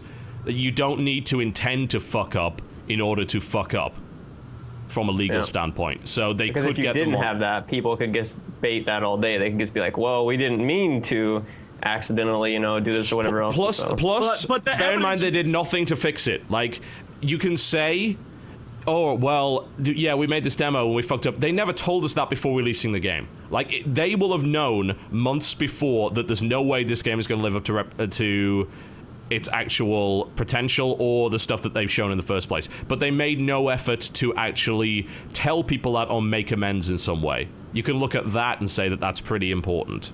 But then they can shift blame. They can shift blame to someone else and say, people releasing the game or people who played the game early, they would know, and they did nothing about it. Things like that. But nobody got to play the game early. There were no review copies. It was embargoed until release. Well, then, I mean, that says all you know right there. I wouldn't have bought the game if no one let you play it early. Well, then we finally get back around to my argument, which is stop pre-ordering video games, right? Yeah. I've actually, the last 5 games I've bought at launch or I pre-ordered, I have all disliked or not played, like, barely anything. And so I'm just, I'm not going to pre-order games anymore. But I was going to say, is there any way that you could call a class action lawsuit on something like what happened with Rage when it came out? Like, well, in the sense that it didn't work on half the cards? Yeah. Well, yeah, I mean, it didn't work on AMD cards, so it wasn't exactly. I'd say it was a minority issue because the minority of people use AMD cards. Nvidia has a bigger market share right now, but there's no question that the thing is that was eventually fixed. Like it was fixed pretty quickly, actually. I thought it took like a month to get fixed. I remember getting the game and I couldn't play it for like a month. Yeah. Really? I thought it was fixed. I literally could not even play it, and I have like a monster PC, and I I mean, it definitely sucked. There was no real question about that. Yeah. But I don't think I would then go devil's advocate on that and say, compared to this scenario, which it does have a better case of being like they screwed people over intentionally. In that case, just like with Diablo, like Arrow 37, people were like, "I'm going to sue you. You have no legal ground to stand on," because it wasn't their intention to have AMD cards not work or have Arrow 37 keep you offline. Negligence. Yeah, it's just look, they screwed up and they fixed it. Right. In this case, there is the potential for a lawsuit to exist because it does seem like they screwed people over. The success of the lawsuit is what I'm saying is up in the air. I don't know if it could be successful, but should it go forward? Damn right, because it does seem like they screwed people over. Will it win? I don't think so, but if they do win, that is a big FU to all the game developers who want to screw around with our patience, time, and money. So yeah, I'm okay with that. Yeah. If it brings awareness to the issue, then I think, to be fair, that's all class action lawsuits really are. I've received payments from class action lawsuits before that have been like $8. 'Cause that's just the nature That's of it. really it. Yeah. Yeah. They're not designed to really fix it. I mean, if everyone got $60 back that bought it, I mean, that would be one crushing to Gearbox and Sega. I'd be like millions upon millions. Yeah, it would be. There's no question about that. And do I think that Sega and Gearbox should be punished? Yes, because they made a profit, they made money on something they didn't deserve to. So yeah, they damn well they should be punished. To what extent? Should they be punished to the point where the company implodes? No. I don't think you should ever have a company shut down for making one bad video game, even though they made 2 bad video games. But well, you can argue one of them wasn't really their fault, but even then, at the end of the day, they have their name slapped on it, so you can't get away from that. If you put your name on something, then as far as I'm concerned, you endorse it. It's like that's almost punishment enough that now their name has. Junior bad Cabrera is reputation. punishment enough. That's a great quote. I like that. That's. Yeah. So that's the thing. That's currently happening. We'll obviously track that. Don't know how much of that's going to be public and how much isn't, but I'm interested to see how that goes. Speaking of cool stuff, though, this isn't on our news list, but it just happened just now. Okay. Big congratulations to Papers, Please, Edge of Space, Substance, Designer 3, and green lights? Is it new 4 of them are now green-lighted. Yep. Way. Only 4 were green-lighted this week, and It's a mini round, yeah. congrats to all of them. Yep. Yep. The fact that Papers, Please got green-lighted is a huge deal for me. That's actually really cool. Edge of Space as well, something I haven't got a Very chance awesome to game. try. Venetica as well did. That's actually not a very good game, but whatever. That doesn't really matter. What is it? Venetica, it's an adventure game set in historical Adventure Venice. mystery. Yeah. Okay. It sounds good. It's like you actually play as the Daughter of Death, but apparently it's just really not very good at all.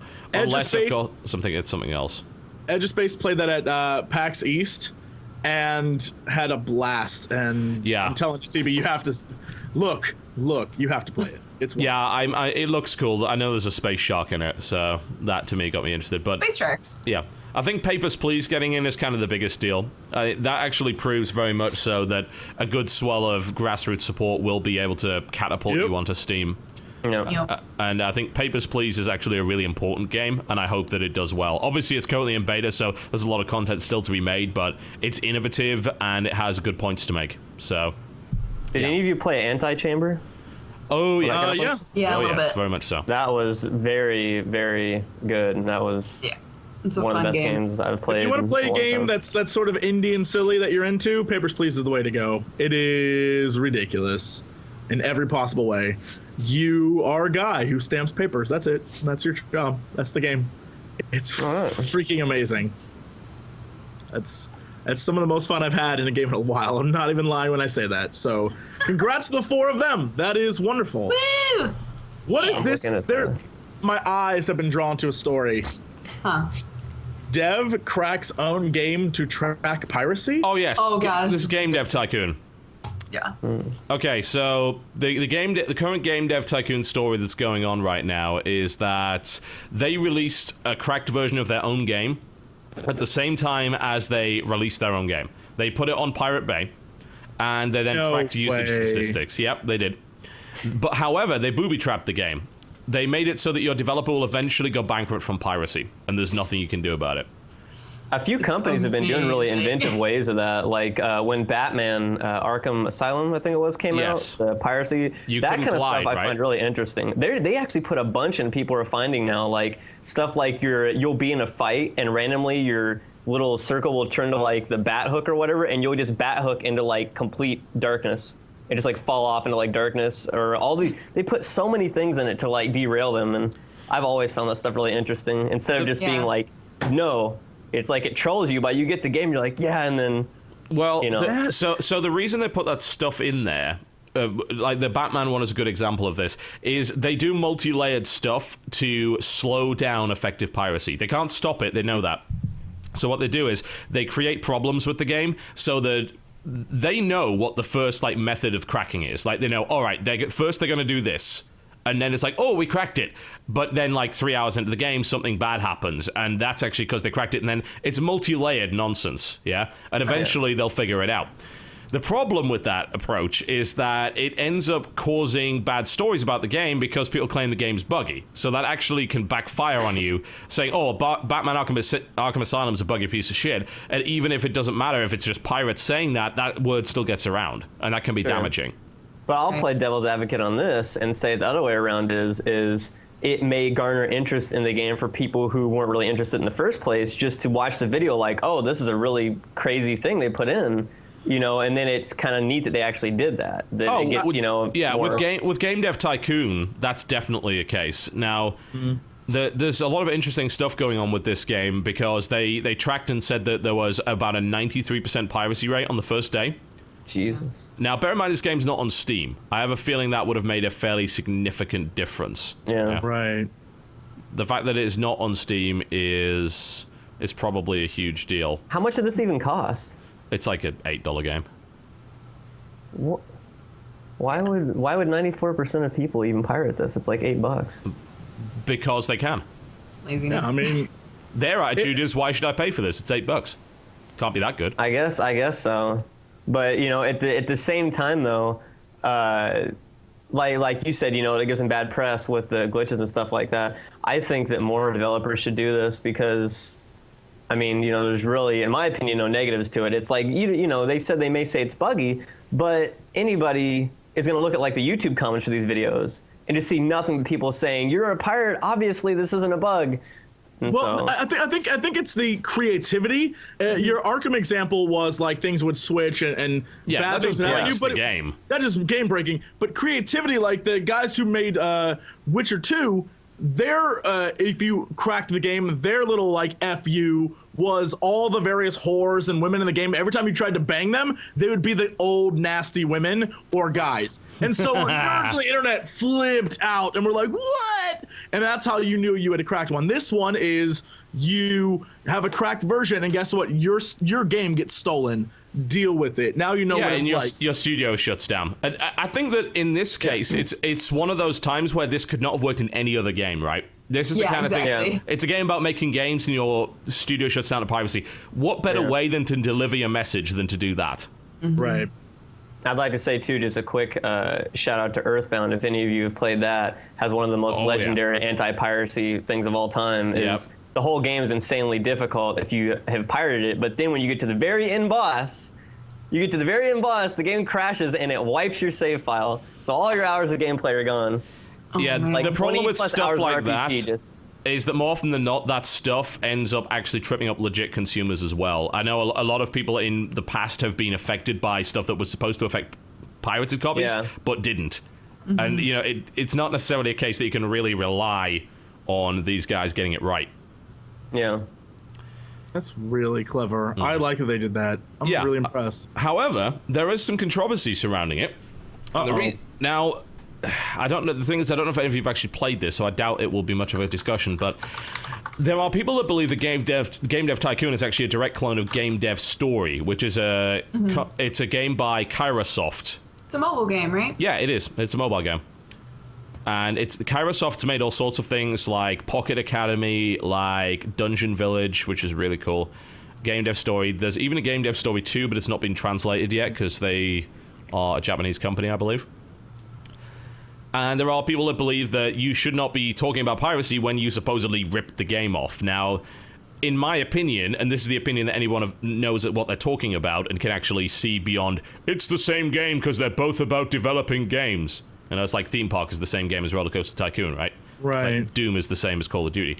But the idea is that they are definitely similar in a lot of different ways. It's very clear that Tycoon exists because Game Story does. Yeah, as in they looked at that game and they said, let's make a game like this, but let's change some stuff. Let's actually improve it a bit, and let's put our own spin on it.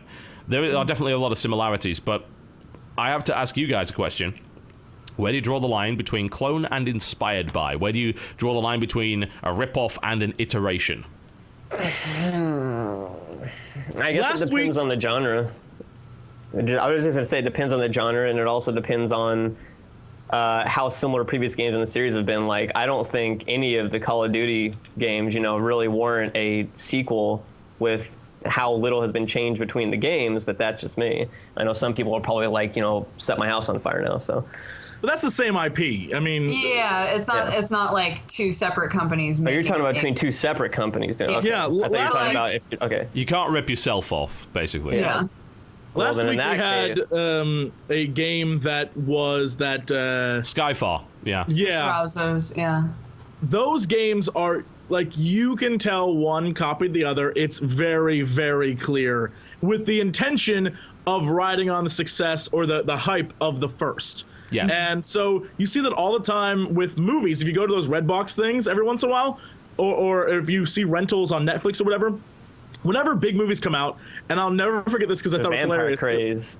Yeah, like the vampires, but when there was Abraham Lincoln Vampire Hunter.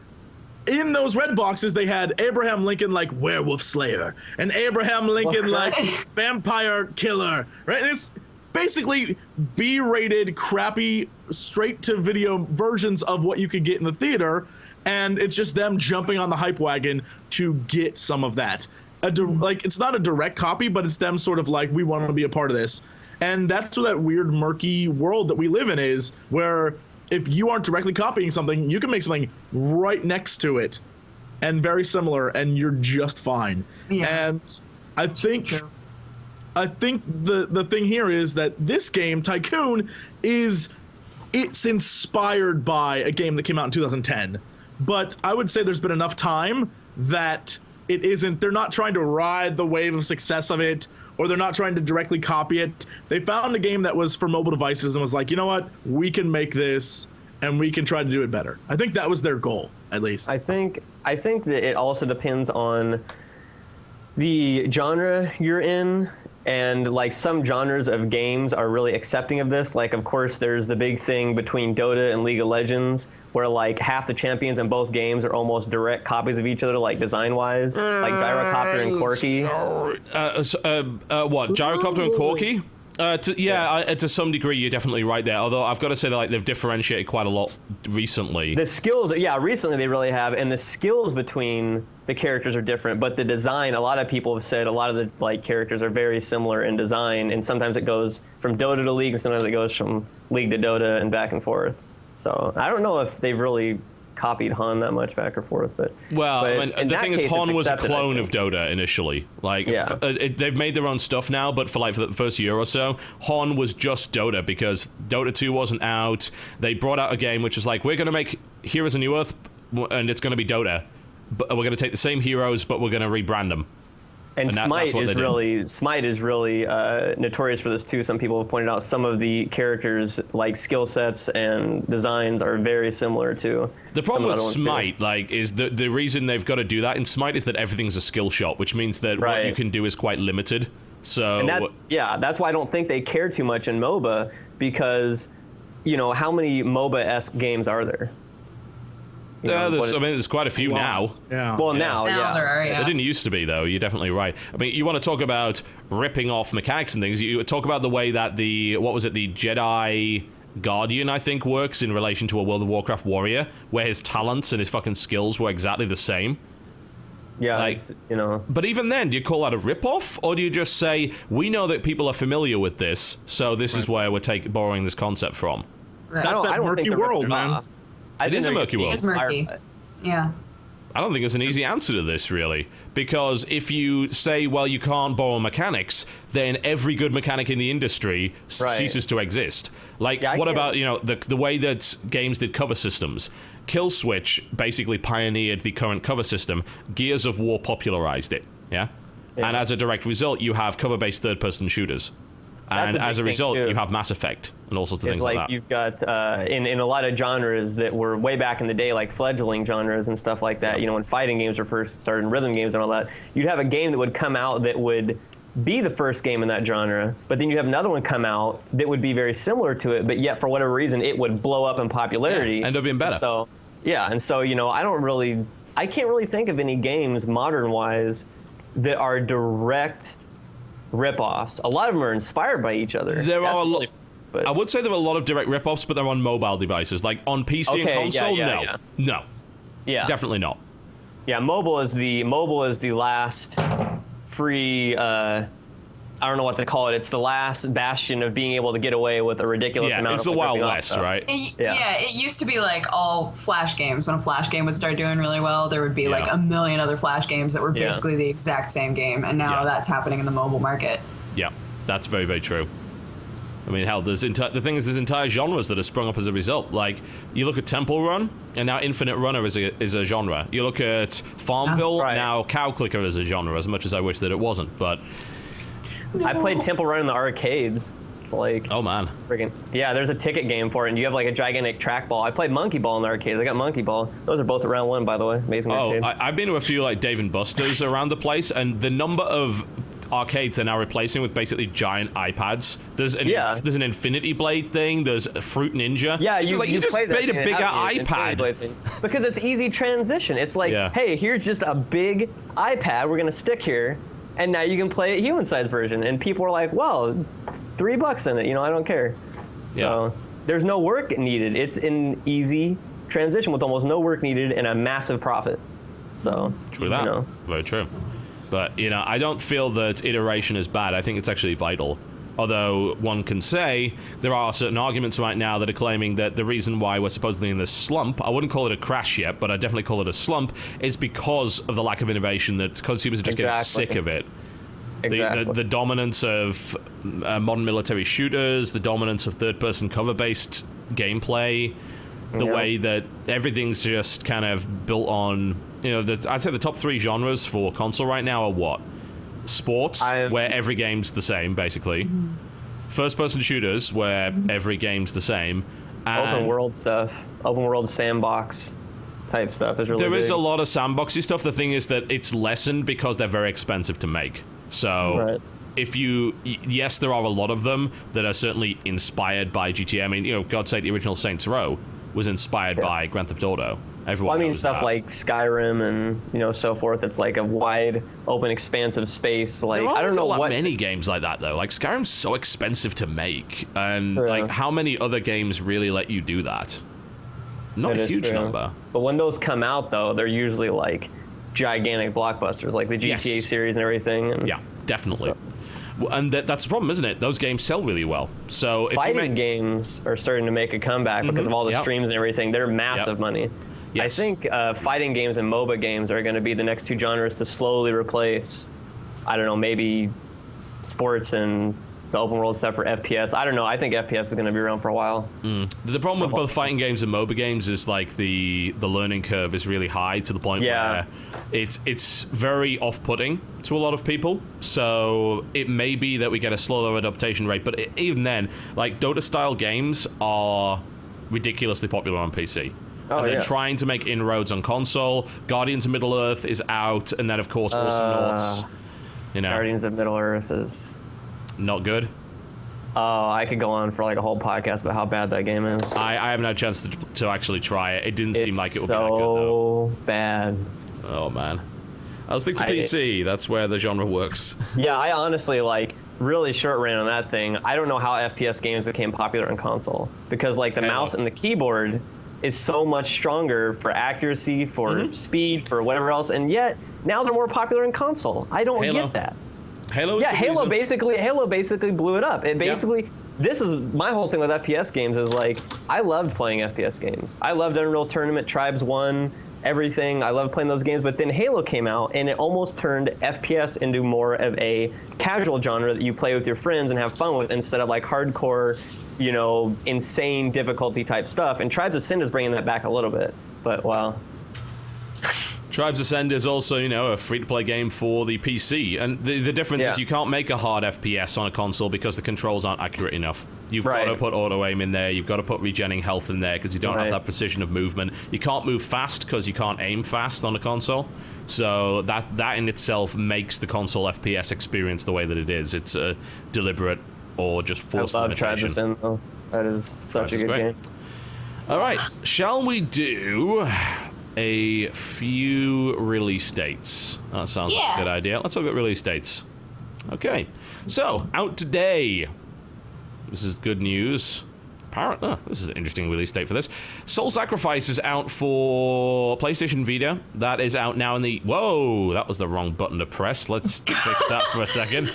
All right. It's like, Sorry, like, whoa, shift okay. in front of your face. It's all right. Now a British shoulder. How come I can't say that? I fixed it. A British It's okay. shoulder. Look, It's it all was a right. very classy photo. I'm just saying, very classy. Sorry, guys. There is a button on Windows that I forgot that minimizes every window, and that's exactly what it did. That could have been a lot worse. Whoops. Yeah, that actually could have been dreadful. It also apparently closed all my browser windows. That's really annoying. Anyway, back to the point at hand, shall we? So, Soul Sacrifice came out yesterday, that being Tuesday the 30th, but it's now, according to this, it's now out in Europe on May the 1st, which is unusually early. That's Yeah, cool for it's everybody, really though. quick. Yeah, it's nice. Can't really complain about that. Okay, what else? Fez for PC out today. Being told the PC port is abysmal. Really? Yes. Really? Well, I mean, this is coming from the guy that said that PCs are only good for spreadsheets, so needless to say, he probably fucked this up. So, don't even get me started on Phil Fish, because I don't want to give him attention, but yeah, he's an asshole. Oh, God. Only good for. It sounds like that quote that somebody said back in, I think, like the 30s or the 50s about there's only like need for 7 computers in the world. Or Yeah, something like that. I remember that. Yeah, it's so I can't be able to do a full video on Fez, but if it's a bad PC port, I will just do a video on how terrible it is. I'm just gonna say that because, you know, if you treat PC gamers like shit, then release a bad version of your game later on to make a bit extra scratch, then I will call you out on it. Terrible idea. It sucks so much because, like, Fez is a great game. No I know a lot of one people argues that were- Fez is not a good game. yeah, but also, like, there were so many issues with Fez on Xbox Live, and Yes, there were. so when they decided, like, to start porting it to other things, I know quite a few people who were really excited about that because they were like, oh, maybe this will give them a chance to fix all this stuff, but apparently not. That makes me sad. I don't, yeah, I'm. That's one of the few things that I'm like, meh. Because of what happened before, I have no interest in it if it's successful or not. I'm like, whatever. What if you play it and then suddenly your game disappears? It happened, didn't it? It definitely Yeah, happened so- on 360. Didn't they have to Yeah. roll back a patch? Like, Yes. he patched it, which made it worse, and they had to roll that back. Yes. I don't know if Xbox did that or if they did that. I don't I can't remember remember which. It Oh, was 'cause this was remember there ages was like ago. there was like a big thing where they wanted to update it, like put in a patch, and Xbox was like, okay, well, you have to pay us this amount in order to patch it, and they were like, oh, well, Right. then never mind. We just and won't do everybody was it. like, wait, what? So we might have a version of this game that's just gonna like bust, and we don't know? Like, that's, yeah. Yeah, Pretty I much mean, what happened. that is where that story came from originally, didn't it? That's actually, you know, you can say what you want about Phil Fish, but good on him for raising awareness of that problem. Although Microsoft did claim that they were willing to work with him on the issue and, you know, like, deal with it. But at the end of the day, you shouldn't be being charged for patching. It's bullshit. Yeah. Yeah, because, yeah. Yes, I agree. Yeah. It's the same reason Awesome Notes doesn't have content on console, because they can update it for free on PC and they have to pay like 20 grand every time on console. And that's an indie company that's being charged that. You fucking kidding me? It's a ridiculous Yeah. amount of money. Yeah. Even if they just want to give new shit to their dudes, you know, they can't do that. So that's shitty. Ridiculous. Yeah. Anyway, back to release dates. So, Tuesday, that being Thursday this week, Kung Fu Rabbit for the Wii U. Thank God that killer app is finally here. Yeah. Oh, Kung Fu Rabbit. Kung Fu Rabbit. It's almost like you're joking. You think? Weird. However, the Denpa Men 2 Beyond the Waves for 3DS. The Denpa Men is actually really cool. And I don't know what that is. it is very, very odd. Oh, you know what? The Denpa Men is a very, very weird thing. What, Jessup? I was so caught up in talking about nothing at the beginning of this episode that when he mentioned 3DS, I totally forgot that he inspired me, and I got Fire Emblem Fire this week. fucking Emblem, Aw. yes.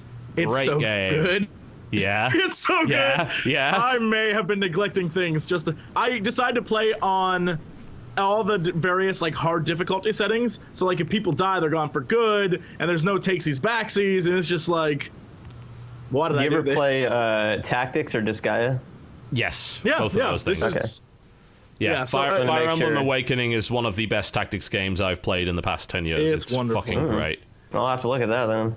Yeah, I mean, if you like all the various tactics games, especially the old school ones like Ogre Battles and things like that, there's that same sort of grand strategy feel to it, and I'm just like, I made some poor choices, Oh man, yeah. I wish those games had more popularity, man. You know what I would love to see is a multiplayer tactics game. I think I saw one at one point, but I don't know whatever happened to it. I think there's been a couple, but like they were never really all that popular. The problem, of course, is that they take a lot of time, so it's doing that turn-based stuff.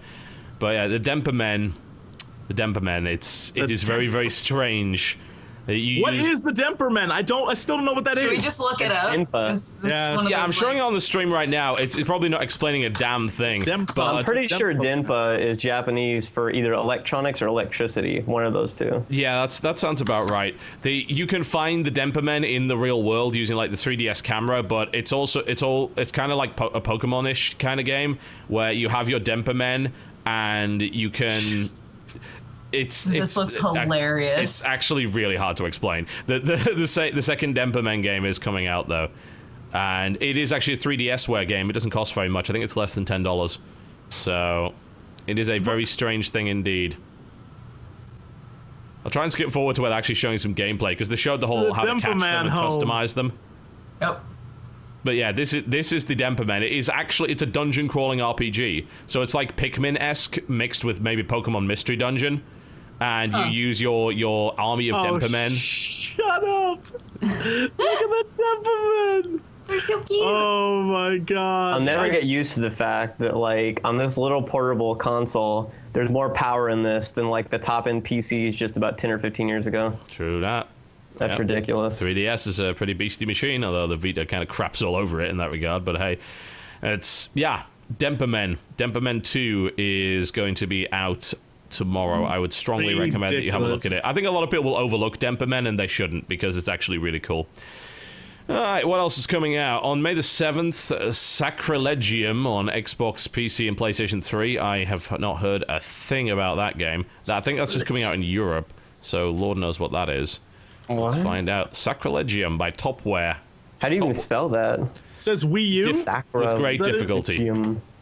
Is it just it's not Wii U. PS3, 3. 360, and PC. This does not look good at all. It's on the Wii U page as well, it looks like. Yeah. I got a rock album when I put that. Apparently it has eye tracking. It uses eye tracking on PC, which is interesting.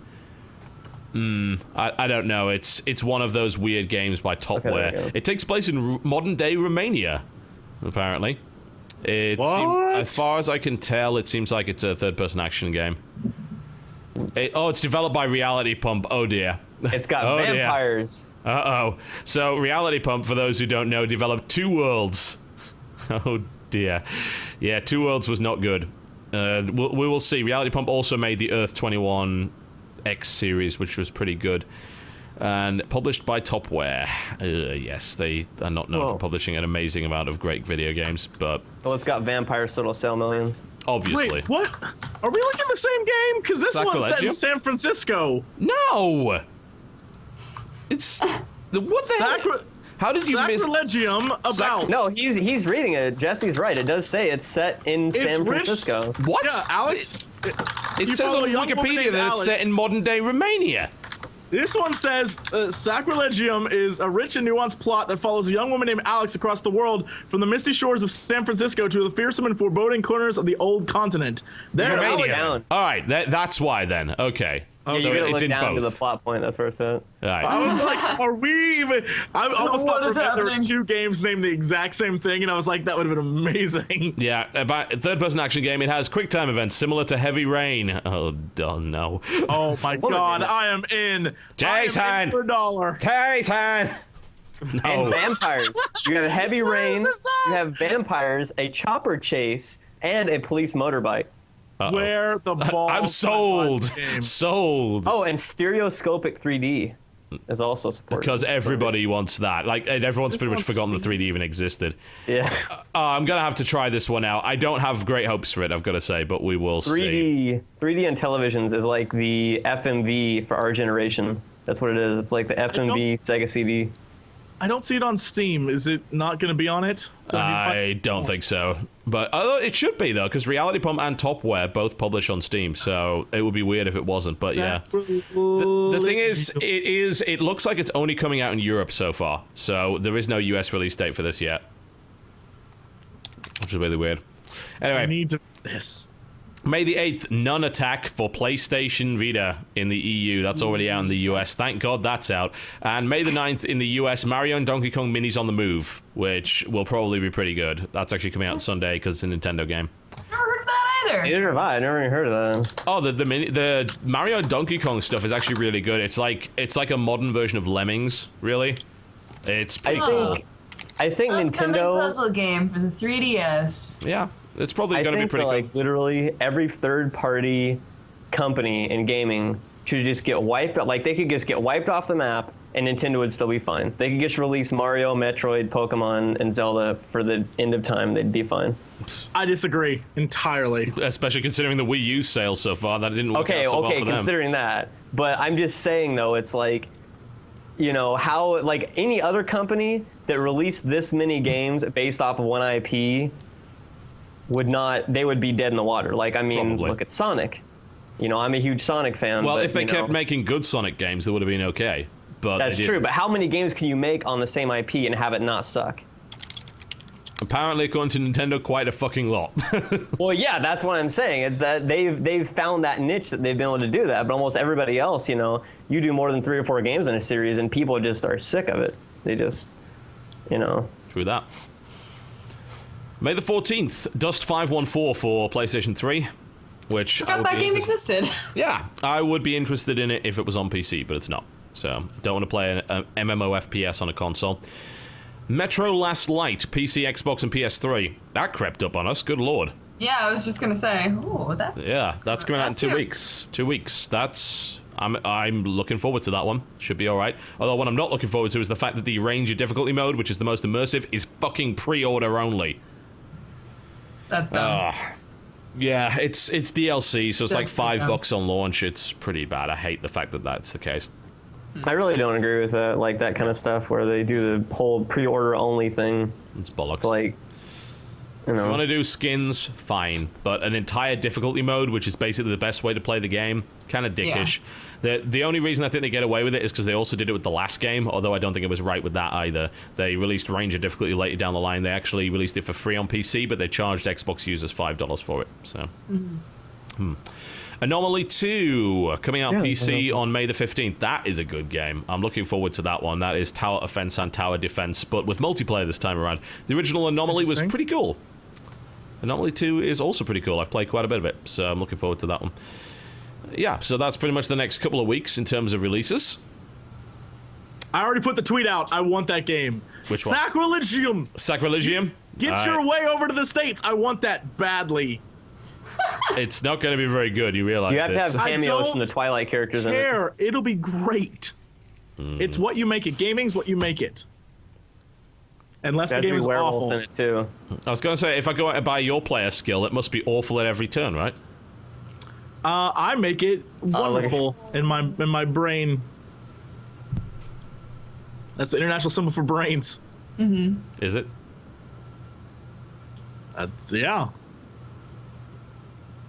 I think we're dying here. We gotta. That's the international symbol for I just ended a phone call, isn't it? No, that's this. No, that's this. Oh, I do this. my It makes me mistake. think somebody's surfing. Come on now. Well, you know what? Get your stuff straight. I don't go like this and end a phone call. That's just dumb. You go like this. Like, Well, I'll talk to you later. No phone looks like this anymore. None of them. Yeah. This is just a gang sign now. Yeah, For probably the is a phone gang gang. sign. Probably all gonna get Phone shot now. gang. Phone gang for life. I don't know. Well, we've all got red in our thing. Dodger's got red hair. Me and you got red shirts on, and TotalBiscuit's got the red flag in the back. That is the most interesting thing I've heard anyone say all day. I'm just Thank flabbergasted you for by adding that. that Well done. Conversation. That was incredible. You've been the best guest yet. Well, thank you. I know that's all sarcasm, but You think? What? What is? What? All right. All right. Where are we at? Do we have time for topics? What are we doing? We got no time for topics. Like, there's been too many delays. If those of you who don't know, this is for the benefit of those watching the video on YouTube. Unfortunately, the show had to be cut short because we had massive internet problems that are all-time Warner's fault. So, yeah, there's been like a big hour cut out of the middle of the show. We could do trailers and then end, if you want to do that. Sure. Yeah, let's do that. Whatever. Cool. So we were talking about the idea that every game's the same these days, iteration and so on and so forth, but there is a game called Fuse. And it used to be called something that wasn't Fuse. And I'll be damned if I can remember what it was. It's by... Is it by Naughty Dog? Or no, it's not by Naughty Dog. It's by Insomniac. Yes. Yeah. It's by Insomniac. Third-person action game. It was originally called something else entirely. Oh, Overstrike. Overstrike, yes. It used to be called Overstrike. It's It's now... a big name change. Yeah, that's a pretty big deal. It's now called that. Of course, Insomniac are responsible for many good games. Like, they don't make a lot of bad games. They make, like, the Resistance series, good games. They made all the Ratchet... Yeah, Crash? No. They made Spyro, not Crash. Oh, I thought you were saying Naughty Dog. Okay. No, Naughty Dog made... yeah, I always get the two mixed up. Insomniac and Naughty Dog kind of interchangeable. Yeah, they made Spyro. And they made Ratchet and Clank. So, I mean, they make good games. There's no question about that. They're making a game called Fuse, and it seems like it might be a little bit off the hook, as the kids call it. Wow. There's also a lot of orange in it. Which trailer are we watching? Fuse. I know, but you didn't link Strike. to it, so which one do I look up? Fuse. No. Hate you. Fine. I'll just pretend I see what's going on. God, just calm the hell down. I'm giving you a... There you go. I've just given you a link. Thank you! Anytime. Let's take a look at Fuse.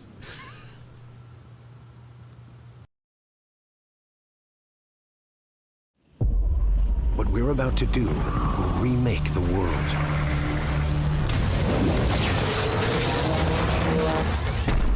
Fuse will change the way we go to war. The way we hunt. The way we profit. It'll topple governments, create fear. It will show the world what it's like to feel truly vulnerable. But we have a wrinkle.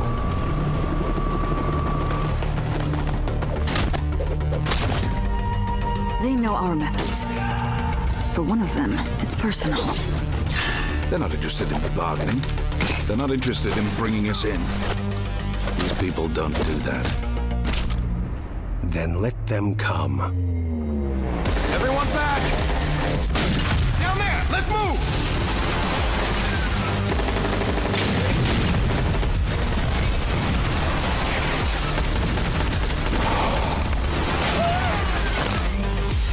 He's warping!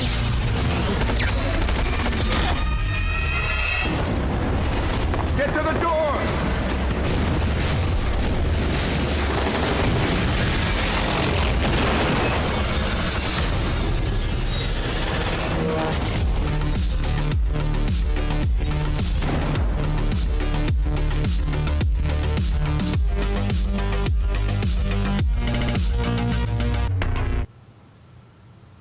Well, you had me at giant beard laser robot, and Yeah, what the hell is that? What? That was the best part. yeah, the like, whole this is thing was pretty like, oh, generic, this is just kind of generic, and then like, what the fuck? This like twisted metal thing going on.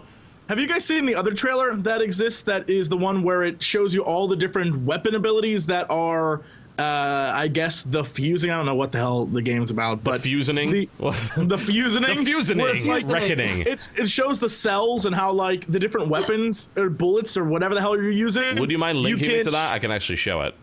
Yeah, let me see if I can find that. Basically, it is kind of.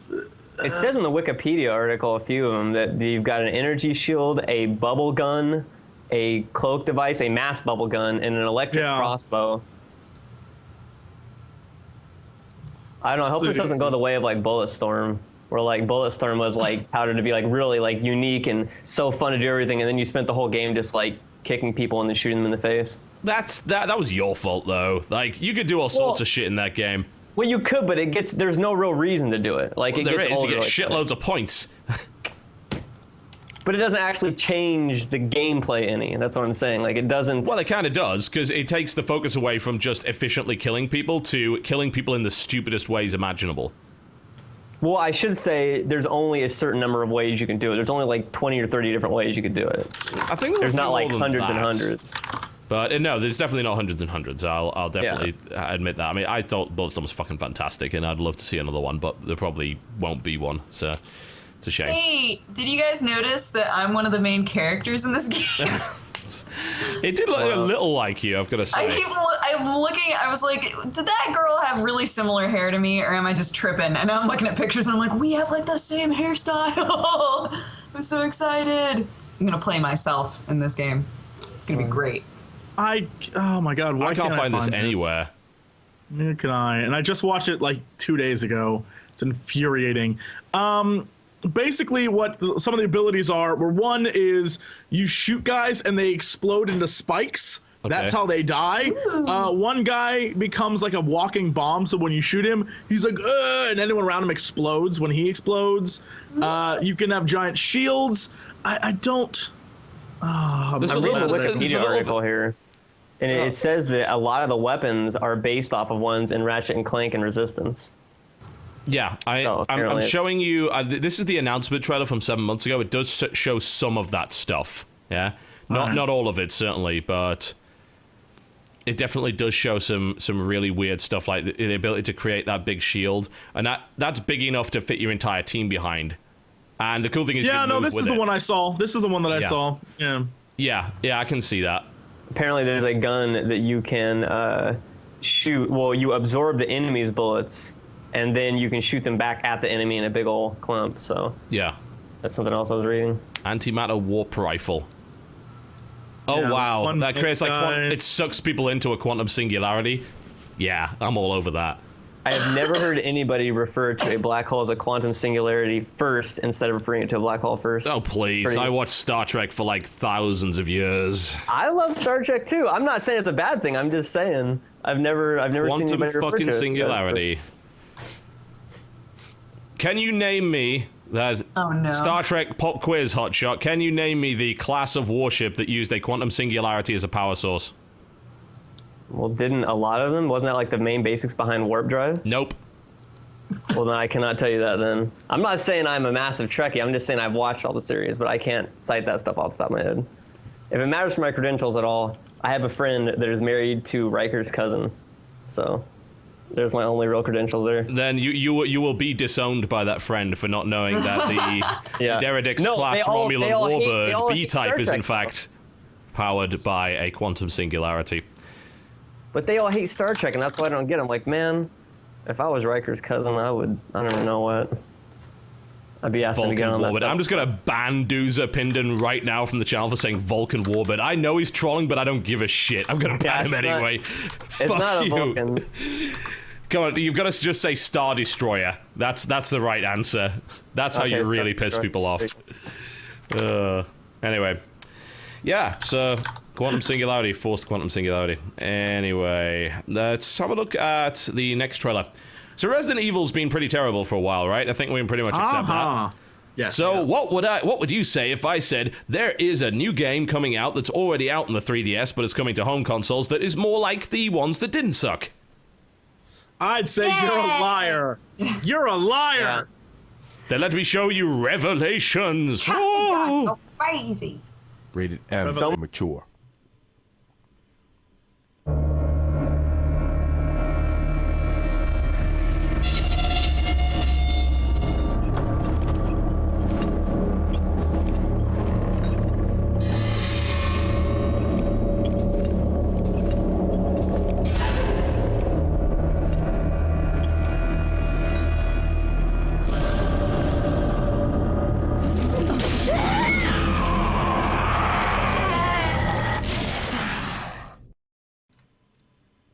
That was short, wasn't it? There you go, 34 seconds, a mini trailer. I don't know what's happening there, but that woman has a glorious ass. Welcome to Capcom games. Like pretty much every Capcom game there is. There was blood and any like just crap on the walls, and then they were just like, have an ass, and I was like, I'm in. So is this even, I'm trying to see if this is even relevant to the storyline, or if it's just a total reboot or something. It's relevant to the storyline. Revelations, you're gonna find A revelation. things out about something important. Revelations. I guess it revolves around Jill Valentine and Chris Redfield. And her giant ass. The revolution is the gravity of those buns. Because they're ginormous. Revolution or revelation? Revolution. The revelation is the revolution, my man.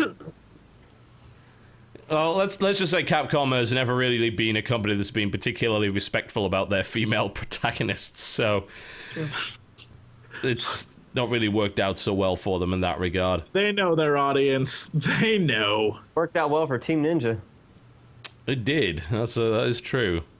Even with that whole debacle that went on with the analog stick breast movement that went on. The funny thing is, I don't know, maybe this is colossally ignorant, but in my experience, like most women that I've spoken to that play games just kind of laugh off Dead or Alive as just kind of a stupid bit of fun, that it's so ridiculous. Dead or Alive, yeah. it's like so ridiculous. Yeah. I will say, a lot of people bash Dead or Alive 4 and 5 for not being legitimate fighting games, but I think they are definitely legitimate fighting games. Then it would be outside of the franchise. Like, it wouldn't suit the rest of the series if they took it really seriously. Well, no, I mean, it's Games. comical. Yeah. I mean, I'm saying you can play it and be competitive at it because of the, like, rock, paper, scissors system with the counters. There were Dead or Alive 4 tournaments. People won money at that stuff, so, but people always bash it. That is definitely true. That happens. But yeah, anyway, let's not even get onto that point. So Resident Evil Revelations, if you look at the 3DS reviews for that game, then it is a good game. Like, it is Resident Evil, a classic style Resident Evil. Obviously, they don't go back to the whole fixed camera perspective. It's still the kind of behind the shoulder Resident Evil 4, but it's not Resident Evil 6, and I think that's the most important thing. Are they remaking it for the other consoles? Because I imagine a 3DS version would be kind of. Oh yeah, it looks like that would look like crap. No, it's in the engine that they put Resident Evil 6 in. So I don't know if they're still using MT framework. Maybe they are, but I don't know. It does say on it MT framework. Is it MT framework? Cool. I like MT framework. That's a good game. Probably means engine. That probably means that we'll get a good port for the PC as well, because MT framework is natively running on PC, so that's good. And one final trailer, which shows no gameplay whatsoever. It's the announcement trailer of the yearly roster update to Call of Duty, and this time they're calling it Ghost. Woo! Yeah. We should just, quite frankly, watching this trailer, you'll be calling it Deadliest Warrior after you've seen this. So let's take a look.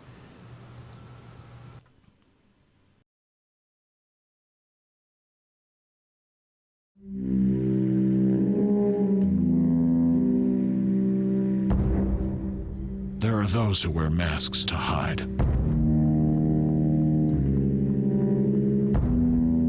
And those who wear masks to show us what they stand for. To inspire. To unite. To defy. To strike fear in the hearts of their enemies. And hope in the hearts of their followers. There are those who wear masks to protect themselves. And there are those who wear masks to protect us all.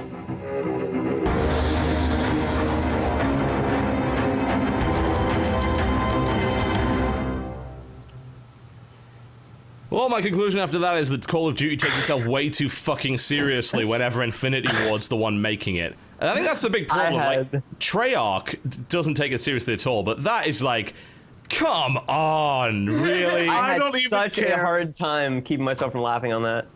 That was so hard to hold back laughing. That was the best. I don't care what you guys say.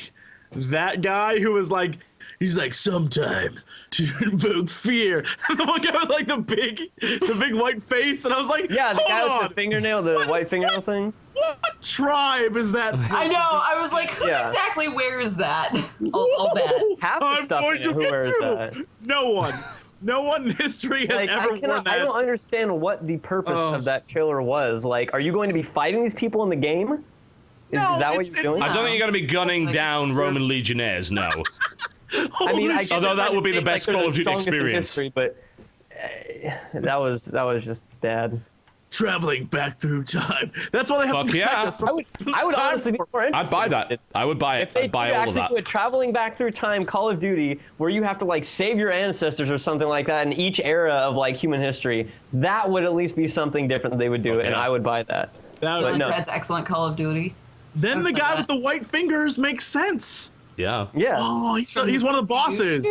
He's one of your ancestors. That's what he is. One of your ancestors. Holy shit. You think it's like some sub-Saharan African tribe, but it's actually from like Nevada in the future. Yeah. And he's one of the desert people. Yes. Whoa. Final boss of the game. In a world where Guillermo del Toro is king and everyone looks like a monster. That's Done. It. Wow. It makes sense. Mm-hmm. I mean, that would be a better game.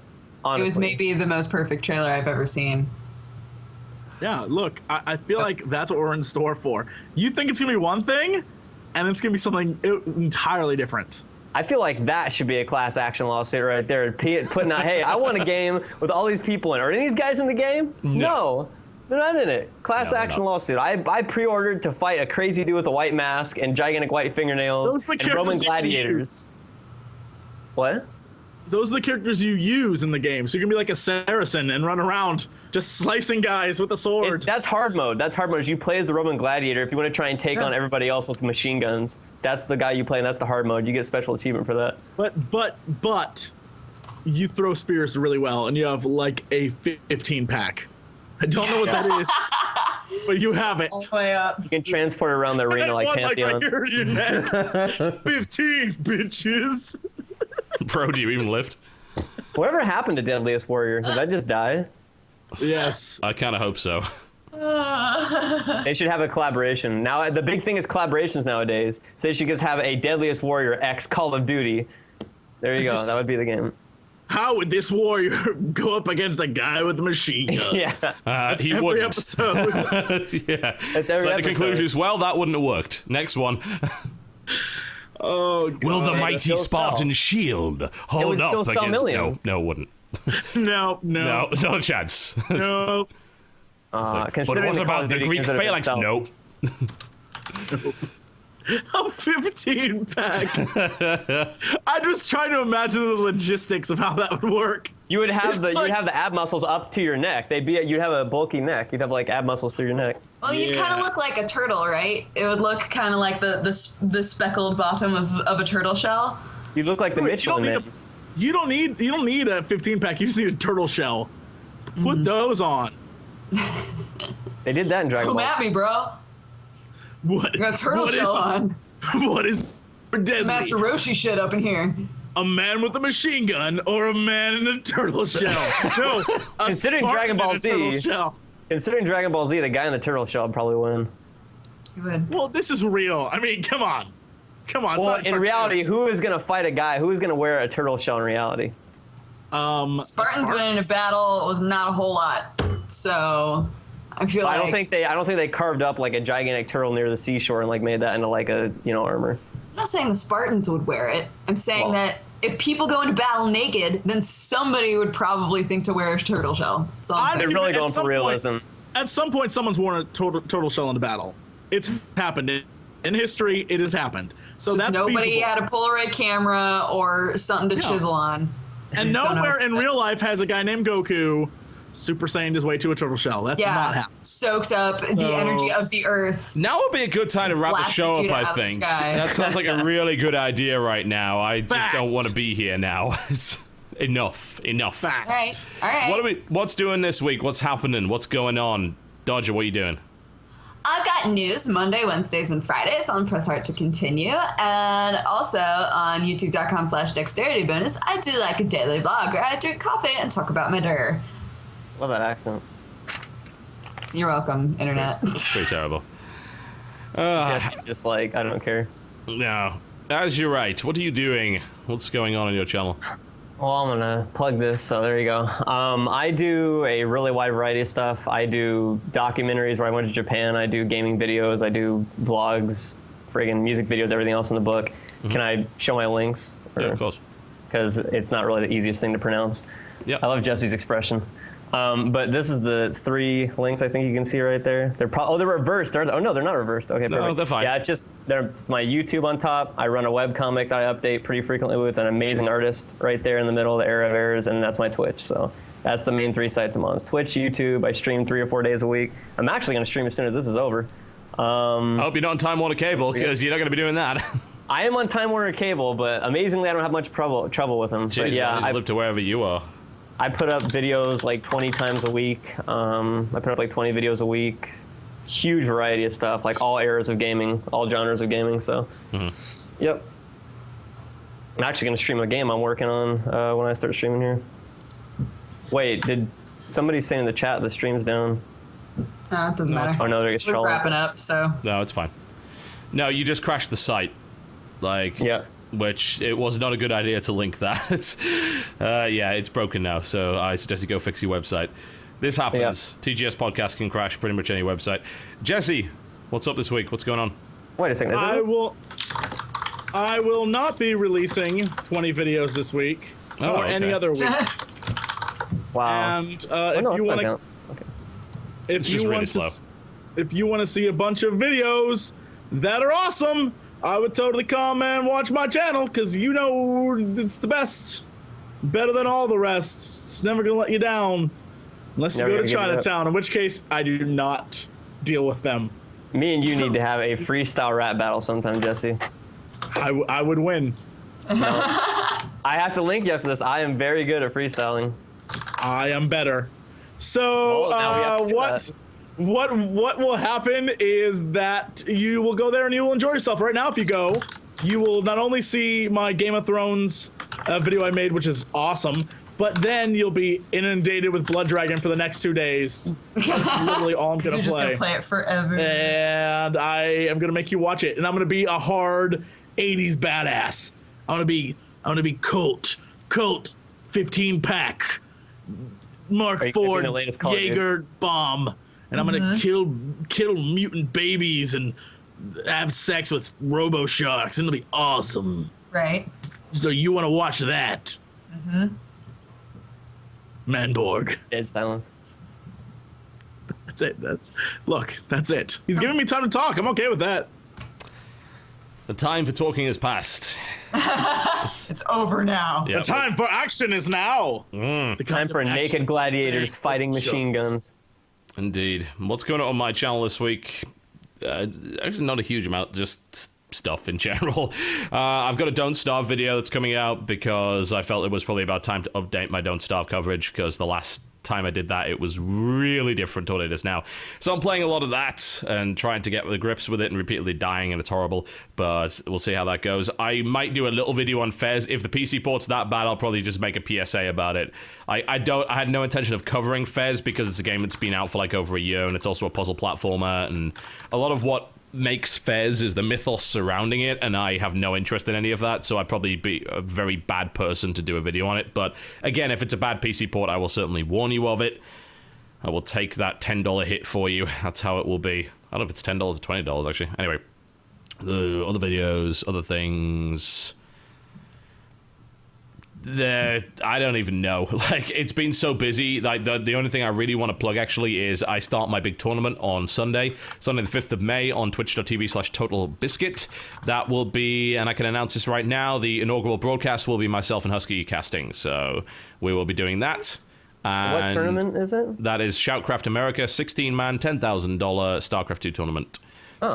It's gonna be big, hopefully, and that will be 2 p.m. EDT, which is 11 a.m. on the West Coast. That would be 7 p.m. in the British Isles, 8 p.m. Central European Summertime. So please do go check it out if you have any interest in StarCraft whatsoever. It should be cool. Twitch.tv/TotalBiscuit.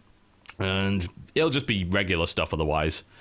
Some WTF is, some Dota, some content patch, and obviously I think on On Sunday, you'll also be getting the Total Digestive, which is my new show, which just rounds up everything I've done that week. So, makes it nice and easy. And that's about it, I think. We're about done for the Game Station podcast. Sorry for the technical problems, and it's been a bit short. We may be back same time next week. I will keep you posted. Follow us on Twitter. That is at TotalBiscuit, at DexBonus, at Jesse Cox, and at AzuriteReaction. Wonderful. AzuriteReaction. And of course, check our channels. They are right below. You can see them right there. Aren't they wonderful? Yes, sir. We're about done. Thank you very much for watching the Game Station podcast, ladies and gentlemen. We're out. Good night. Goodbye. Good eats. You're just awful.